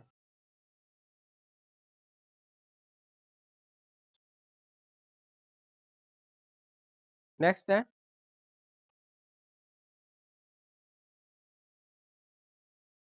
ਮੈਂਡਲ। ਜੀਜੇ ਹੈਗਾ ਸੀ ਜੋਰਜ ਜੋਹਨ ਮੈਂਡਲ, ਬਰਥ 1822 ਤੋਂ 1886। ਇਸ ਦਾ ਵਿਲੇਜ ਪੁੱਛ ਸਕਦੇ ਆ ਕਿੱਥੇ ਬਰਨ ਹੋਇਆ ਸੀਗਾ, ਜੁਲਾਈ 22 1822 ਐਟ ਦੇ ਰੱਖਿਆ ਆਪਣੇ ਕੋ ਇੰਜੈਂਡੋਰ ਇਨ ਆਸਟ੍ਰੇਲੀਆ। ਤਾਂ ਇਸ ਦਾ ਜਿਹੜਾ ਬਰਥ ਦੇ ਰੱਖਿਆ, ਬਰਥ ਨਾਲ ਜ਼ਿਆਦਾ ਇਹਦਾ ਆ ਕੁਐਸਚਨ ਇੰਪੋਰਟੈਂਟ ਹੈ ਜ਼ਿਆਦਾ ਕਿ ਇਸਨੇ ਸਟੱਡੀ ਕਰੀ ਕਿਹਦੇ ਤੇ ਸਟੱਡੀ ਕਰੀ, ਇਸ ਦਾ ਐਕਸਪੈਰੀਮੈਂਟ ਜੋ ਸਟੱਡੀ ਕਰ ਰਿਹਾ ਸੀ ਉਹਦਾ ਪੀਰੀਅਡ ਕਿੰਨਾ ਸੀ। ਇਸਨੇ 1856 ਤੋਂ ਲੈ ਕੇ 1856-57 ਤੋਂ ਸਟਾਰਟ ਕਰਿਆ ਆਪਣਾ ਐਕਸਪੈਰੀਮੈਂਟ ਔਰ 1865 ਤੇ ਨਾ ਪੂਰਾ ਕੀਤਾ। ਕਿਹੜੀ ਵਾਲੀ ਸੈਂਚਰੀ ਹੈ, 19th ਸੈਂਚਰੀ।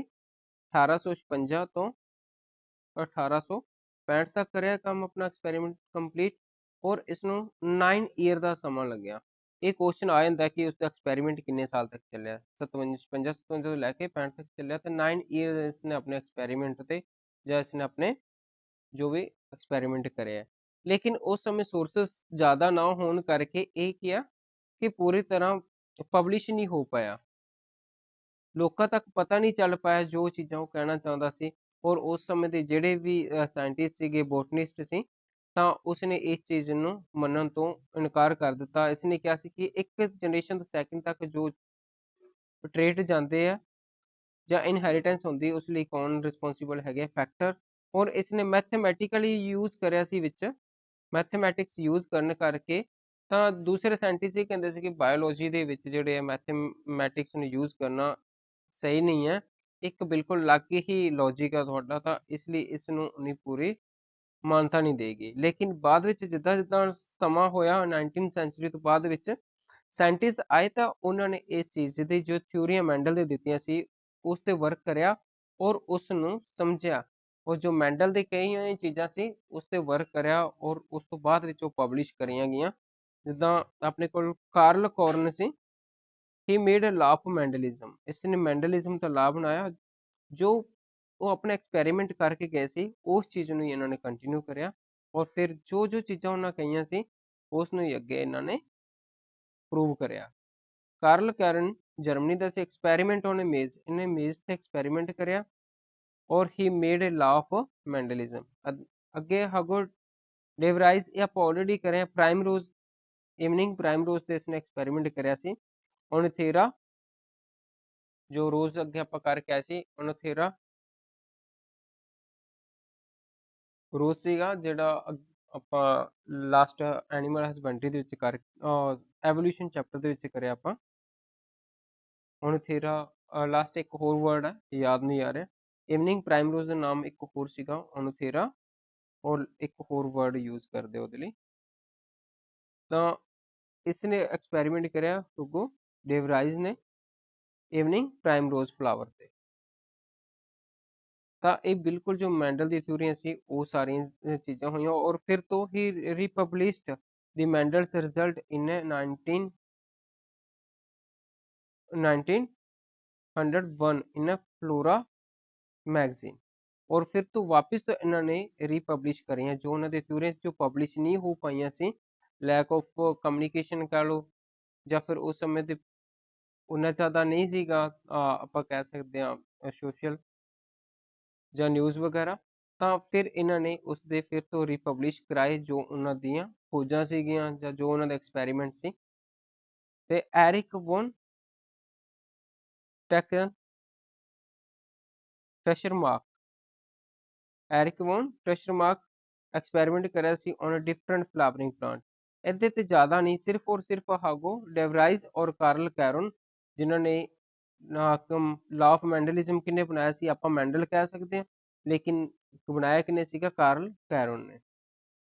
ਉਹ ਹਾਗੋ ਡੇਵਰਾਈਜ਼ ਇਹਨੇ ਐਕਸਪੈਰੀਮੈਂਟ ਕਰਿਆ ਸੀ ਇਵਨਿੰਗ ਪ੍ਰਾਈਮ ਰੋਜ਼, ਇਹਨੇ ਇਸਨੇ ਕਰਿਆ ਸੀ ਮੈਂਡਲ ਦੇ ਜੋ ਰਿਜ਼ਲਟ ਸੀ ਉਸ ਨੂੰ ਪਬਲਿਸ਼ ਕਰਾਇਆ ਸੀ, ਕਿਹੜੇ ਵੇਲੇ ਮੈਗਜ਼ੀਨ 'ਚ ਕਰਾਇਆ ਸੀਗਾ, ਫਲੋਰਾ ਮੈਗਜ਼ੀਨ। ਯਾਦ ਰੱਖਣਾ ਇਹ ਵਾਲੀਆਂ ਚੀਜ਼ਾਂ। ਨੈਕਸਟ, ਮੈਂਡਲ ਨੇ ਕਿਉਂ ਚੂਜ਼ ਕਰਿਆ ਸੀ, ਜੋ ਇਹ ਪੁੱਛ ਲੈਂਦੇ ਕਿ ਮੈਂਡਲ ਨੇ ਕਿਸ ਤੇ ਐਕਸਪੈਰੀਮੈਂਟ ਕਰਿਆ ਸੀ। ਮੈਂਡਲ ਨੇ ਕਰਿਆ ਸੀ ਪੈਸਮ ਸੈਟਿਵਮ, ਜਿਸ ਨੂੰ ਆਪਾਂ ਕੀ ਕਹਿੰਦੇ ਗਾਰਡਨ ਪੀ, ਮਟਰ ਤੇ ਇਸਨੇ ਐਕਸਪੈਰੀਮੈਂਟ ਕਰਿਆ ਸੀ। ਔਰ ਇਸ ਦਾ ਮਟਰ ਪਲਾਂਟ ਜਿਹੜਾ ਲੈਂਡ ਜੋ ਸਿਲੈਕਟ ਕਰਿਆ ਕਿਉਂ ਕਰਿਆ ਗਿਆ ਸੀ ਉਹ ਦੱਸਦੇ ਆ ਤੁਹਾਨੂੰ। ਇਹ ਵੀ ਪੁੱਛ ਲੈਂਦੇ ਕਿ ਮੈਂਡਲ ਨੇ ਜੋ ਐਕਸਪੈਰੀਮੈਂਟ ਕਰਿਆ ਉਹ ਕਿਹੜੇ ਵਾਲੇ ਪਲਾਂਟ ਤੇ ਕਰਿਆ ਸੀ, ਪੈਸਮ ਸੈਟਿਵਮ। ਪੈਸਮ ਸੈਟਿਵਮ ਨਾਮ ਹੀ ਆਉਂਦਾ, ਗਾਰਡਨ ਪੀ ਬਹੁਤ ਰੇਅਰ ਮਿਲੇਗਾ ਤੁਹਾਨੂੰ ਕੁਐਸਚਨਾਂ ਦੇ ਵਿੱਚ, ਪੈਸਮ ਸੈਟਿਵਮ ਤਾਂ ਗਾਰਡਨ ਪੀ ਸੀ। ਔਰ ਇਸਨੇ ਇਹ ਹੀ ਕਿਉਂ ਸਿਲੈਕਟ ਕਰਿਆ ਵੀ ਪਲਾਂਟ ਈਜ਼ੀ ਟੂ ਕਲਟੀਵੇਟ, ਇਸ ਨੂੰ ਉਗਾਉਣਾ ਸੌਖਾ ਔਰ ਇਸ ਨੂੰ ਹਾਰਵੈਸਟ ਕਰਨਾ ਵੀ ਬਹੁਤ ਆਸਾਨ ਸੀ। ਔਰ ਇਸ ਦੇ ਜਿਹੜੀ ਐਨੂਅਲ, ਇੱਕ ਤਰ੍ਹਾਂ ਦਾ ਐਨੂਅਲ ਪਲਾਂਟ ਹੈ, ਮਤਲਬ ਇਹ ਇੱਕ ਹੀ ਆਪਣਾ ਇੱਕ ਹੀ ਸੀਜ਼ਨ ਦੇ ਵਿੱਚ ਆਪਣਾ ਕੀ ਕਰ ਲੈਂਦਾ ਹੈਗਾ, ਪੂਰਾ ਲਾਈਫ ਸਾਈਕਲ ਕੰਪਲੀਟ ਕਰ ਲੈਂਦਾ, 2 ਤੋਂ 3 ਮੰਥ ਦਾ ਸਮਾਂ ਲੱਗਦਾ। ਤੇ ਇਸ ਲਈ ਜੋ ਉਸਨੇ ਟ੍ਰੇਟ ਤੇ ਦੇਖਣੇ ਸੀ, ਜੋ ਵੀ ਉਹ ਹਾਈਬ੍ਰਿਡ ਚੀਜ਼ ਕਰਦਾ ਸੀ ਜਾਂ ਕਿਸੇ ਤਰ੍ਹਾਂ ਦਾ ਕੋਈ ਵੀ ਐਕਸਪੈਰੀਮੈਂਟ ਕਰਦਾ ਸੀ, ਉਸ ਨੂੰ ਰਿਜ਼ਲਟ 2 ਤੋਂ 3 ਮੰਥ ਦੇ ਵਿੱਚ ਉਸਦਾ ਮਿਲ ਜਾਂਦਾ ਸੀ। ਇਸ ਲਈ ਇਹਨੇ ਕੀ ਕਰਿਆ, ਈਜ਼ੀਲੀ ਕਲਟੀਵੇਟ ਸੀ, ਦੂਸਰਿਆਂ ਦਾ ਲਾਈਫ ਸਾਈਕਲ ਕੀ ਹੈ, ਐਨੂਅਲ ਪਲਾਂਟ ਸੀ, ਔਰ 2 ਤੋਂ 3 ਮੰਥ ਦੇ ਵਿੱਚ ਪੂਰੀ ਤਰ੍ਹਾਂ ਕੰਪਲੀਟ ਮਿਲ ਜਾਂਦਾ ਸੀਗਾ ਇਸ ਨੂੰ ਰਿਜ਼ਲਟ, ਔਰ ਅੱਛੀ ਤਰ੍ਹਾਂ ਐਨਾਲਿਸਿਸ ਕਰ ਲੈਂਦਾ ਸੀ। ਇਟ ਹੈਜ਼ ਅ ਮੈਨੀ ਕੰਟਰਾਸਟਿੰਗ ਟ੍ਰੇਟ, ਔਰ ਮਟਰ ਦੇ ਵਿੱਚ ਦੇਖਣ ਨੂੰ ਬਹੁਤ ਸਾਰੇ ਕੰਟਰਾਸਟ ਮਿਲਦੇ ਸੀਗੇ, ਜਿਸ ਨੇ ਇਸਨੇ ਡਿਸਕਸ ਕਰਿਆ। ਜਿਵੇਂ ਦੇ ਫਲਾਵਰਿੰਗ ਸੀ, ਕਈਆਂ ਦੇ ਵਿੱਚ ਕਿਹੜੇ ਵਾਲੇ ਫਲਾਵਰ ਹੁੰਦੇ ਸੀਗੇ, ਯੈਲੋ ਔਰ ਵਾਇਲਟ, ਔਰ ਕਈ ਫਲਾਵਰ ਦੇਖੇ ਉਸਨੇ ਕਿਹੜੇ ਵਾਲੇ ਹੁੰਦੇ ਸੀ, ਵਾਈਟ ਹੁੰਦੇ ਸੀ। ਫਿਰ ਉਸਦੇ ਪੋੜ, ਜੋ ਮਟਰ ਦਾ ਬਾਹਰਲਾ ਆਪਣੇ ਕੋਲ ਹੁੰਦਾ ਹੈਗਾ, ਉਹ ਪੋੜ ਸ਼ੇਪ, ਉਹ ਕਈਆਂ ਦੇ ਵਿੱਚ ਕਿਹੜੇ ਕਲਰ ਦੀ ਹੁੰਦੀ ਸੀ, ਯੈਲੋ ਕਲਰ ਦੀ ਹੁੰਦੀ ਸੀ, ਕਈਆਂ ਦੇ ਵਿੱਚ ਗ੍ਰੀਨ ਕਲਰ ਦੀ ਹੁੰਦੀ ਸੀ। ਤਾਂ ਇਹ ਸਾਰੇ ਜਿਹੜੇ ਹੈਗੇ ਆ, ਇਹਨਾਂ ਟ੍ਰੇਟ ਦੇਖਿਆ, ਉਹ ਦੇਖਿਆ ਕਿ ਇਹਦੇ ਵਿੱਚ ਬਹੁਤ ਡਿਫਰੈਂਟ ਤਰ੍ਹਾਂ ਦੇ ਟ੍ਰੇਟ ਆ ਰਹੇ, ਤਾਂ ਉਸਨੇ ਫਿਰ ਇਸ ਲਈ ਉਹ ਸਟੱਡੀ ਕਰਨੀ ਸ਼ੁਰੂ ਕਰਤੀ। ਫਿਰ ਉਹਦੇ ਪਲਾਂਟ ਦੀ ਜਿਹੜੀ ਹੈ ਲੈਂਥ ਕਿੰਨੀ ਜ਼ਿਆਦਾ, natural self pollination is present in a pea plant, ਕਿਉਂਕਿ ਇਹ ਕਿਹੜੇ ਵਾਲਾ ਹੈਗਾ ਆਪਣੇ ਕੋਲ, ਬਾਈਸੈਕਸ਼ੁਅਲ ਪਲਾਂਟ ਹੈ। ਇਸ ਦੇ ਉੱਪਰ ਕੀ ਆ, ਦੋਨੋਂ ਹੀ ਤਰ੍ਹਾਂ ਦੇ ਮੇਲ ਤੇ ਫੀਮੇਲ ਹੈਗੇ, ਤੇ ਇਸ ਲਈ ਨੈਚੁਰਲ ਸੈਲਫ ਪੋਲੀਨੇਸ਼ਨ ਪ੍ਰੈਜ਼ੈਂਟ ਹੈ ਪੀ ਪਲਾਂਟ ਦੇ ਵਿੱਚ।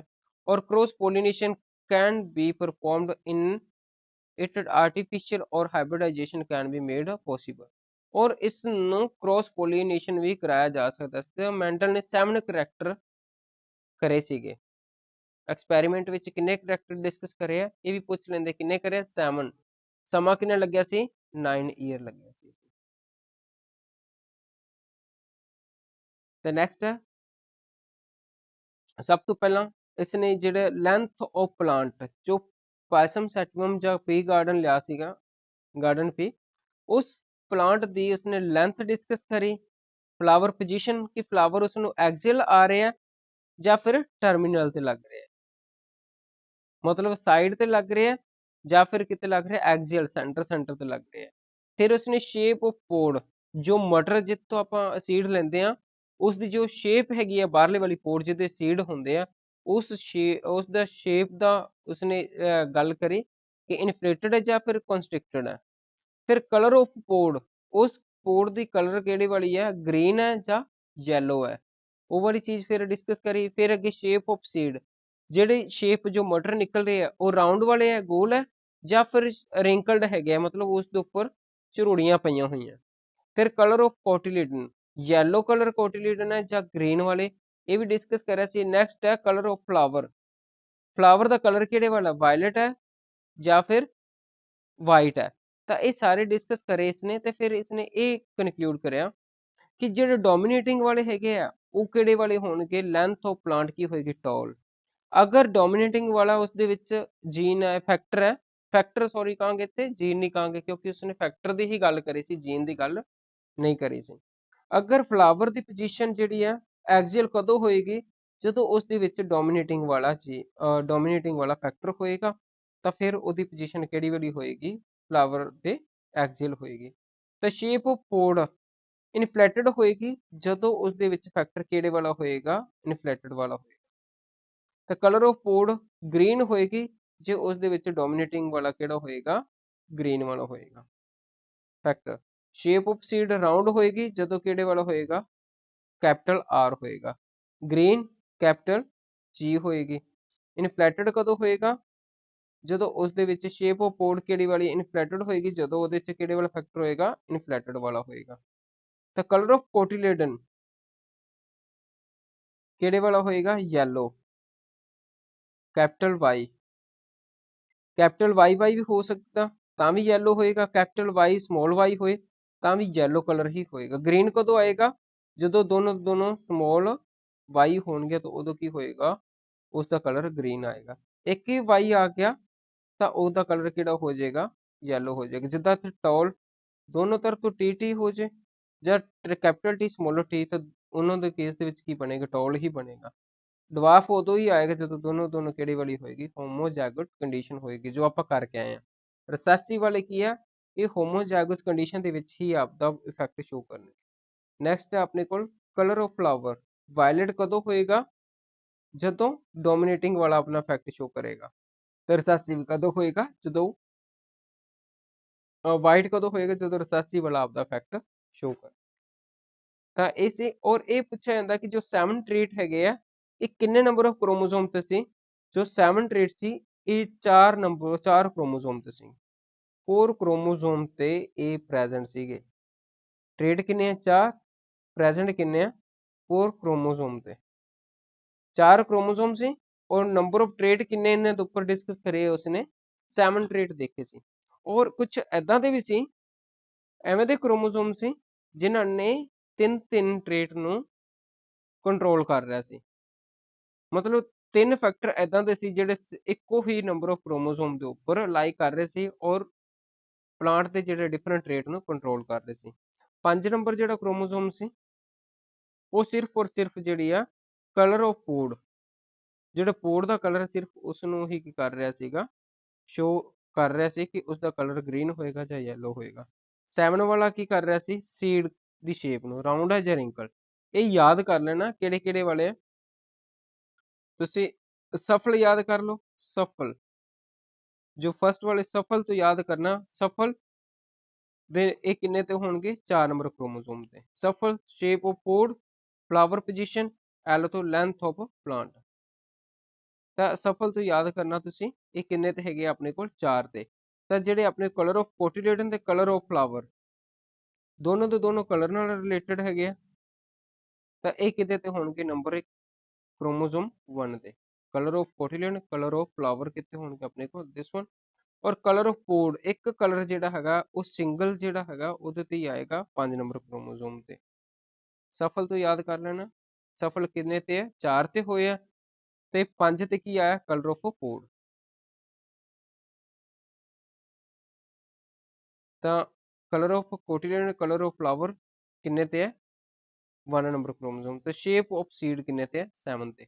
ਤਾਂ ਇਹ ਚੀਜ਼ਾਂ ਯਾਦ ਰੱਖਣੀਆਂ। ਪੁੱਛ ਲੈਂਦੇ ਨੰਬਰ ਆਫ ਕਿੰਨੇ ਕ੍ਰੋਮੋਸੋਮ ਡਿਸਕਸ ਉਸਨੇ ਸਟੱਡੀ ਕਰੇ ਸੀ ਔਰ ਕਿੰਨੇ ਆਪਾਂ ਉਹਨਾਂ ਨੂੰ ਇਫੈਕਟ ਦੇਖਣ ਨੂੰ ਮਿਲਿਆ ਉੱਥੋਂ। ਨੈਕਸਟ ਆਪਣੇ ਕੋਲ ਜੋ ਉਸਨੇ ਐਕਸਪੈਰੀਮੈਂਟ ਕਰਿਆ ਉਸ ਦੇ ਵਿੱਚ ਕੀ ਸੀਗਾ? ਸਪੈਸ਼ਲ ਪੁਆਇੰਟ ਜਿਹੜੇ ਸੀਗੇ ਐਸ ਬਲਿਕਸ ਨੇ ਕਨਕਲੂਡ ਕਰਿਆ ਕਿ ਉਸਨੇ ਕਿਹੜੇ ਕਿਹੜੇ ਨੰਬਰ ਆਫ ਕ੍ਰੋਮੋਸੋਮ ਸਟੱਡੀ ਕਰੇ ਸੀਗੇ? 1 4 5 7। ਤਾਂ ਜੀਨ ਜਿਹੜੀਆਂ ਹੈਗੀਆਂ, ਜੀਨ ਜਿਹੜੇ ਇੱਕ ਸਿੰਗਲ ਜੀਨ ਅਗਰ ਕੀ ਹੈ,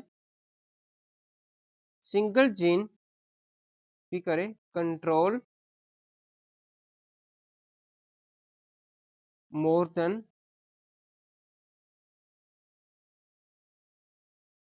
1 ट्रेट। अगर एक जीन एक तो ज्यादा करैक्टर या ट्रेट ਨੂੰ ਕੰਟਰੋਲ ਕਰ ਰਹੀ ਹੈ ਤਾਂ ਉਸ ਜੀਨ ਨੂੰ ਆਪਾਂ ਕਹਿੰਦੇ ਹਾਂ ਪਲੀਓਟ੍ਰੋਪਿਕ ਜੀਨ। ਪਲੀਓਟ੍ਰੋਪਿਕ ਜੀਨ ਕਹਾਂਗੇ ਆਪਾਂ। ਔਰ ਐਦਾਂ ਹੀ medal obtain ਰਿੰਕਲਡ seed due to the absent of starch. ਜਦੋਂ ਉਹਨੇ ਦੇਖਿਆ ਕਿ ਰਿੰਕਲ ਸੀਡ ਕਦੋਂ ਆ ਰਿਹਾ? ਜਦੋਂ ਰਿਸੈਸਿਵ ਆ ਰਹੀ ਹੈ। ਰਿੰਕਲ ਕੀ ਹੋ ਰਿਹਾ? ਜਦੋਂ W ਸਮੋਲ ਆ ਰਿਹਾ। ਤੇ ਰਾਉਂਡ ਕਦੋਂ ਆ ਰਿਹਾ?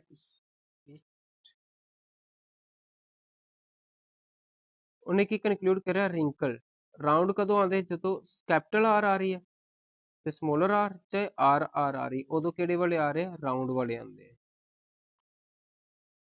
Round seed. ਰਾਉਂਡ ਸੀਡ ਆਣਗੇ ਤਾਂ ਕੀ ਹੋਏਗੀ? ਸਟਾਰਚ ਸਿੰਥਸਿਸ ਜ਼ਿਆਦਾ ਹੋ ਰਹੀ ਹੈ। ਸਟਾਰਚ ਦੀ ਜਿਹੜੀ ਸਿੰਥਸਿਸ ਹੈ ਉਹ ਕੀ ਹੋ ਰਹੀ ਹੈ? ਮੋਰ ਹੋ ਰਹੀ ਹੈ।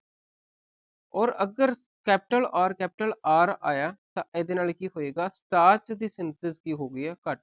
ਸਟਾਰਚ ਸਿੰਥਸਿਸ ਕੀ ਹੋਈ ਹੈ? ਸਟਾਰਚ ਦੀ ਸਿੰਥਸਿਸ ਲੋ ਹੋ ਗਈ। ਅਗਰ ਸਟਾਰਚ ਦੀ ਸਿੰਥਸਿਸ ਲੋ ਹੋਈ ਹੈ ਤਾਂ ਇਹਦੇ ਚ ਕੀ ਹੋਏਗਾ? ਬਟ ਜਿਹੜੀ ਸ਼ੂਗਰ ਹੈਗੀ ਹੈ but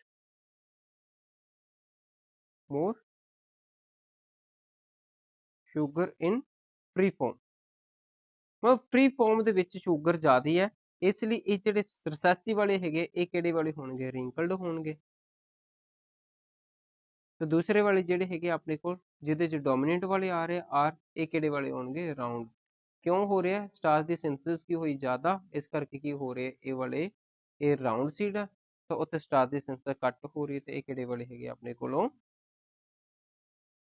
wrinkled। or 2 of the gene are on a chromosome, 2 of the gene are on a chromosome 1 and 3 are on the chromosome 4। ਕਿਉਂਕਿ 4 ਤੇ ਆਪਾਂ ਕਿੰਨੇ ਟ੍ਰੀਟ ਕਰੇ ਆ? 3 ਟ੍ਰੀਟ ਕਰੇ ਆ। 3 ਟ੍ਰੀਟ ਕਿਤੇ ਤੇ ਕਰੇ 3 ਟ੍ਰੀਟ ਔਨ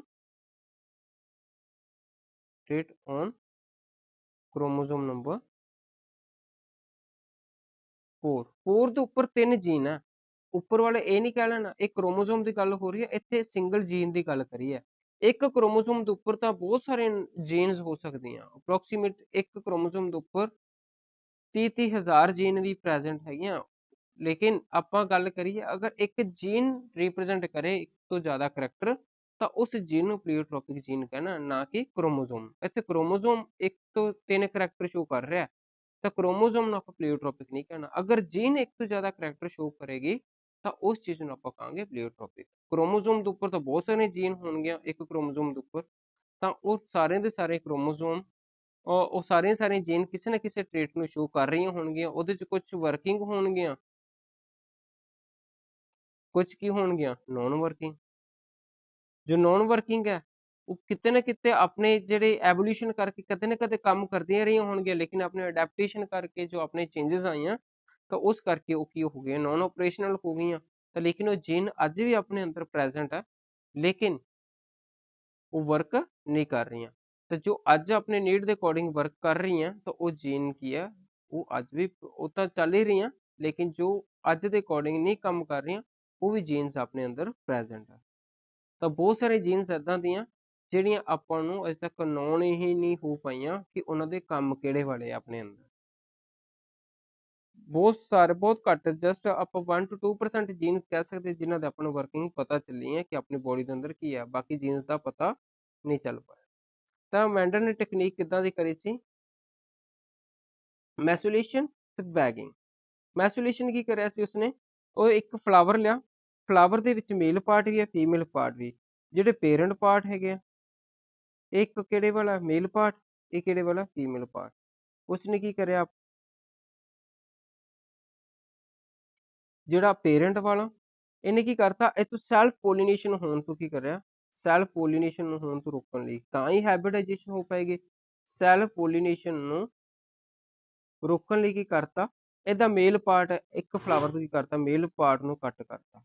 ਮੇਲ ਪਾਰਟ ਕੀ ਕਰਤਾ, ਕੱਟ ਕਰਤਾ, ਮੇਲ ਪਾਰਟ ਕੱਟ ਕਰਤਾ। ਔਰ ਦੂਸਰੇ ਵਾਲਾ ਜਿਹੜਾ ਹੈ ਫੀਮੇਲ ਪਾਰਟ, ਉਸ ਦੇ ਉੱਪਰ ਕੀ ਕਰਤਾ, ਕਵਰਿੰਗ ਲਗਾਤੀ, ਕਵਰਿੰਗ ਕਰਤੀ। ਮੇਲ ਪਾਰਟ ਨੂੰ ਕੱਟ ਕਰਨ ਨੂੰ ਕੀ ਕਹਿੰਦੇ, ਰਿਮੂਵਲ ਆਫ ਐਂਥਰ, ਉਸ ਨੂੰ ਆਪਾਂ ਕਹਿੰਦੇ ਆ ਮੈਸੂਲੇਸ਼ਨ। ਕੁਐਸਚਨ ਆ ਸਕਦਾ ਰਿਮੂਵਲ ਆਫ ਐਂਥਰ ਨੂੰ ਕੀ ਕਹਿੰਦੇ ਆ, ਮੈਸੂਲੇਸ਼ਨ ਕਹਿੰਦੇ ਆ। ਪ੍ਰੋਸੈਸ ਜਿਹੜੀ ਹੈਗੀ ਆ ਮੇਲ ਪਾਰਟ ਨੂੰ ਕੱਟ ਕਰ ਦੇਣਾ, ਮੈਸੂਲੇਸ਼ਨ ਕਹਿੰਦੇ ਆ ਆਪਾਂ। ਤੇ ਜਦੋਂ ਮੇਲ ਪਾਰਟ ਇੱਥੋਂ ਰਿਮੂਵ ਹੋ ਗਿਆ ਤਾਂ ਹੁਣ ਪੋਲੀਨੇਸ਼ਨ ਤਾਂ ਹੋ ਨਹੀਂ ਸਕਦੀ ਸੈਲਫ, ਇਹ ਇਮੈਚੁਰ ਐਂਥਰ ਨੂੰ ਕਰਨਾ। ਮੈਚੁਰ ਹੋ ਗਿਆ ਤਾਂ ਫਿਰ ਤਾਂ ਪੋਲੀਨੇਸ਼ਨ ਹੋ ਵੀ ਸਕਦੀ ਹੈ, ਤਾਂ ਇਮੈਚੁਰ ਜਦੋਂ ਹੋਏਗਾ ਤਾਂ ਉਦੋਂ ਆਪਾਂ ਕੀ ਕਰ ਦੇਣਾ, ਐਸ ਪੋਲਨ ਜਿਹੜਾ ਐਂਥਰ ਹੈ ਉਸਨੂੰ ਕੱਟ ਕਰ ਦੇਣਾ, ਤਾਂ ਮੈਸੂਲੇਸ਼ਨ ਕਰ ਦੇਣਾ। ਔਰ ਬਾਅਦ ਵਿੱਚ ਫੀਮੇਲ ਪਾਰਟ ਨੂੰ ਕੀ ਕਰ ਦੇਣਾ, ਉਸ ਦੇ ਉੱਪਰ ਕਵਰਿੰਗ ਕਰ ਦੇਣੀ ਹੈ। ਕਵਰਿੰਗ ਕਰਨ ਨੂੰ ਕੀ ਕਹਿੰਦਾ ਆਪਾਂ, ਬੈਗਿੰਗ। ਕਵਰਿੰਗ ਕਰਨ ਨੂੰ ਕੀ ਕਹਿੰਦੇ ਆ, ਬੈਗਿੰਗ। ਤਾਂ ਫਿਰ ਕੀ ਕਰਾਂਗੇ, ਜਦੋਂ ਉਹ ਫਲਾਵਰ ਪੂਰੀ ਮੈਚੁਰ ਕੰਡੀਸ਼ਨ ਦੇ ਵਿੱਚ ਹੋਏਗਾ ਤਾਂ ਦੂਸਰੇ ਫਲਾਵਰ ਤੋਂ ਪੋਲਨ ਲੈ ਕੇ, ਪੋਲਨ ਜੋ ਮੈਚੁਰ ਪੋਲਨ ਹੋਏਗੀ ਉਸ ਨੂੰ ਕੀ ਕਰ ਦੇਣਾ, ਉਸ ਫਲਾਵਰ ਦੇ ਉੱਪਰ ਜਾ ਕੇ ਆਪਾਂ ਦੂਸਰੇ ਵਾਲੇ ਜਿਹਤੇ ਬੈਗਿੰਗ ਕਰੀ ਹੈ ਉਸ ਦੇ ਉੱਪਰ ਜਾ ਕੇ ਉਸਨੂੰ ਆਪਾਂ ਛਿੜਕਾ ਦੇਣਾ, ਜਾਂ ਫਿਰ ਆਪਾਂ ਕੀ ਕਰ ਦੇਣਾ, ਪੋਰ ਕਰ। ਜਦੋਂ ਪੋਰ ਕਰਾਂਗੇ ਤਾਂ ਇਹਦੇ ਨਾਲ ਕੀ ਹੋਏਗਾ, ਉਸ ਫਲਾਵਰ ਦੀ ਕੀ ਹੋ ਜਾਏਗੀ, ਪੋਲੀਨੇਸ਼ਨ ਹੋ ਜਾਏਗੀ। ਲੇਕਿਨ ਕਿੱਦਾਂ ਹੋਈ, ਸੈਕਿੰਡ ਵਾਲੇ ਫਲਾਵਰ ਦੇ ਨਾਲ। ਤਾਂ ਇੱਕ ਤਰ੍ਹਾਂ ਦੀ ਕਿਹੜੀ ਹੋਗੀ, ਇਹ ਹਾਈਬ੍ਰਿਡ ਕੰਡੀਸ਼ਨ ਹੋਗੀ ਕਿ ਉਸਨੇ ਆਪਣੇ ਡਿਜ਼ਾਇਰੇਬਲ ਫਲਾਵਰ ਦੇ ਕੀ ਲੈ ਕੇ ਗਿਆ, ਪੋਲਨ ਲੈ ਗਿਆ ਔਰ ਦੂਸਰੇ ਵਾਲੇ ਫੁੱਲ ਦੇ ਉੱਪਰ ਗਿਰਾ ਦਿੱਤੇ। ਕਿ ਅਗਰ ਇਹ ਵਾਲਾ ਦੇਖੋ ਫਲਾਵਰ ਲੱਗ ਰਿਹਾ, ਇਹ ਆਪਣੇ ਕੋਲ ਕਿਹੜੇ ਵਾਲਾ, ਵਾਈਟ ਵਾਲਾ, ਇਹ ਵਾਲਾ ਕਿਹੜਾ, ਵਾਇਲਟ ਲੱਗ ਰਿਹਾ ਆਪਣੇ ਕੋਲ। ਵਾਈਟ ਐਂਡ ਵਾਇਲਟ ਮਤਲਬ ਕਲਰ ਨੂੰ ਲੈ ਕੇ ਵੀ ਆਪਾਂ ਕਰ ਸਕਦੇ ਹਾਂ ਹਾਈਬ੍ਰਿਡ। ਅਗਰ ਫਲਾਵਰ ਦੇ ਵਿੱਚ ਟ੍ਰੇਟ ਜੋ ਪੋਲਨ ਗਈ ਉਸ ਦੇ ਵਿੱਚ ਟ੍ਰੇਟ ਕਲਰ ਵਾਲਾ ਵੀ ਹੈ, ਹਾਈਟ ਵਾਲਾ ਵੀ ਹੈ, ਹਰੇਕ ਤਰ੍ਹਾਂ ਦੇ ਹੋਣਗੇ, ਸੀਡ ਵਾਲਾ ਵੀ ਹੋਏਗਾ।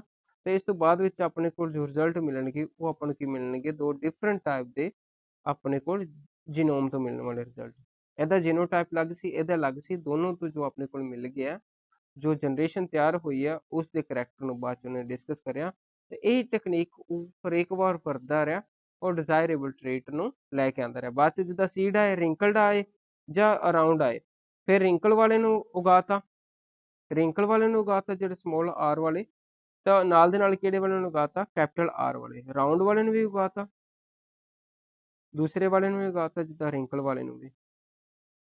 ਫਿਰ ਇਹਨਾਂ ਦੇ ਟ੍ਰੇਟ ਜਿਹੜੇ ਦੋਨੋਂ ਜਦੋਂ ਫਲਾਵਰਿੰਗ ਸਟੇਜ ਤਾਂ ਹੈ ਇਹਦਾ ਕੱਟ ਕਰਤਾ ਮੇਲ ਪਾਰਟ, ਤਾਂ ਦੂਸਰੇ ਤੋਂ ਕੀ ਕਰਾਤੀ ਪੋਲੀਨੇਸ਼ਨ ਕਰਾਤੀ। ਤੇ ਨੈਕਸਟ ਜੋ ਸਟੇਜ ਆਏਗੀ ਉਹ ਉਸ ਅਕੋਰਡਿੰਗ ਹੋਏਗੀ ਜਿੱਦਾਂ ਤੋਂ ਡਿਜ਼ਾਇਰੇਬਲ ਟ੍ਰੇਟ ਦੇਖ ਰਿਹਾ ਸੀ। ਐਦਾਂ ਕਰਦੇ ਕਰਦੇ ਉਸਨੇ 9 ਈਅਰ ਤੱਕ ਐਦਾਂ ਐਕਸਪੈਰੀਮੈਂਟ ਕਰਦੇ ਰਿਹਾ ਔਰ ਪੂਰੀ ਉਸਨੇ ਜਾਣਕਾਰੀ ਜਾਂ ਆਪਾਂ ਕਹਿ ਲਓ ਇਨਫੋਰਮੇਸ਼ਨ ਕਲੈਕਟ ਕਰੀ ਕਿ ਫਲਾਵਰ ਕਿੱਦਾਂ ਦੇ ਕਰ ਰਹੇ। ਤਾਂ ਜੋ ਫਸਟ ਜਨਰੇਸ਼ਨ ਇੱਥੋਂ ਹੋਏਗੀ, ਜੋ ਕੱਟ ਕਰਨ ਤੋਂ ਬਾਅਦ ਵਿੱਚ ਜਿਹੜੀ ਪਹਿਲੀ ਆਪਣੇ ਕੋਲ ਅੱਜ ਜੋ ਜਨਰੇਸ਼ਨ ਹੋਏਗੀ ਇਹਨਾਂ ਦੇ ਪੋਲੀਨੇਸ਼ਨ ਤੋਂ, ਉਹ ਵਾਲੀ ਹੋਏਗੀ F1 ਜਨਰੇਸ਼ਨ।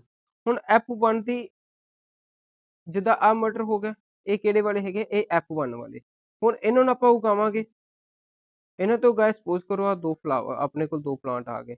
ਹੁਣ ਇਹਨਾਂ ਦੀ ਆਪਸ ਵਿੱਚ ਜਿਹੜੀ ਹੈਗੀ F1 ਦੀ ਆਪਸ ਵਿੱਚ, ਇਹ ਵੀ F1 ਵਾਲਾ, ਇਹ ਵੀ ਕਿਹੜਾ F1 ਵਾਲਾ, ਇਹਨਾਂ ਦੀ ਆਪਸ ਵਿੱਚ ਕੀ ਕਰਾਣੀ ਹੈ, ਇਸ ਤੋਂ ਬਾਅਦ ਵਿੱਚ ਪੋਲੀਨੇਸ਼ਨ ਕਰਾਣੀ ਹੈ। ਇਹਨਾਂ ਦੀ ਆਪਸ ਵਿੱਚ ਕੀ ਕਰਾ ਦੇਣੀ ਹੈ, ਪੋਲੀਨੇਸ਼ਨ ਕਰਾ ਦੇਣੀ ਹੈ। ਤੇ ਜੋ ਇਹਨਾਂ ਤੋਂ ਬਰੀਡ ਆਏਗੀ, ਜੋ ਨਿਊ ਵਾਲਾ ਹੋਏਗੀ ਜਨਰੇਸ਼ਨ, ਉਹ ਕਿਹੜੀ ਵਾਲੀ ਹੋਗੀ, F2। ਮਤਲਬ ਫਸਟ ਜਨਰੇਸ਼ਨ ਦੀ ਆਪਸ ਵਿੱਚ ਕੀ ਕਰਾਣੀ ਹੈ ਆਪਾਂ, ਮੈਟਿੰਗ ਕਰਾ ਕੇ ਜੋ ਨੈਕਸਟ ਵਾਲੀ ਜਨਰੇਸ਼ਨ ਹੋਏਗੀ ਉਹ ਕਿਹੜੀ ਵਾਲੀ ਹੋਏਗੀ, F2 ਜਨਰੇਸ਼ਨ।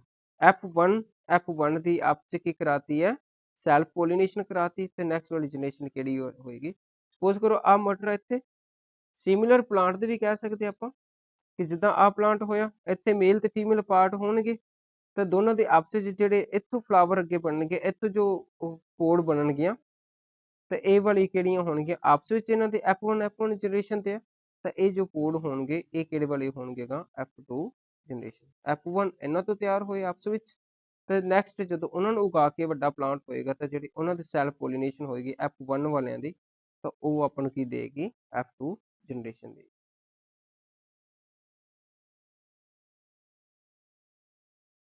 ਅੱਜ ਦੀ ਕਲਾਸ 'ਚ ਇੰਨਾ ਹੀ।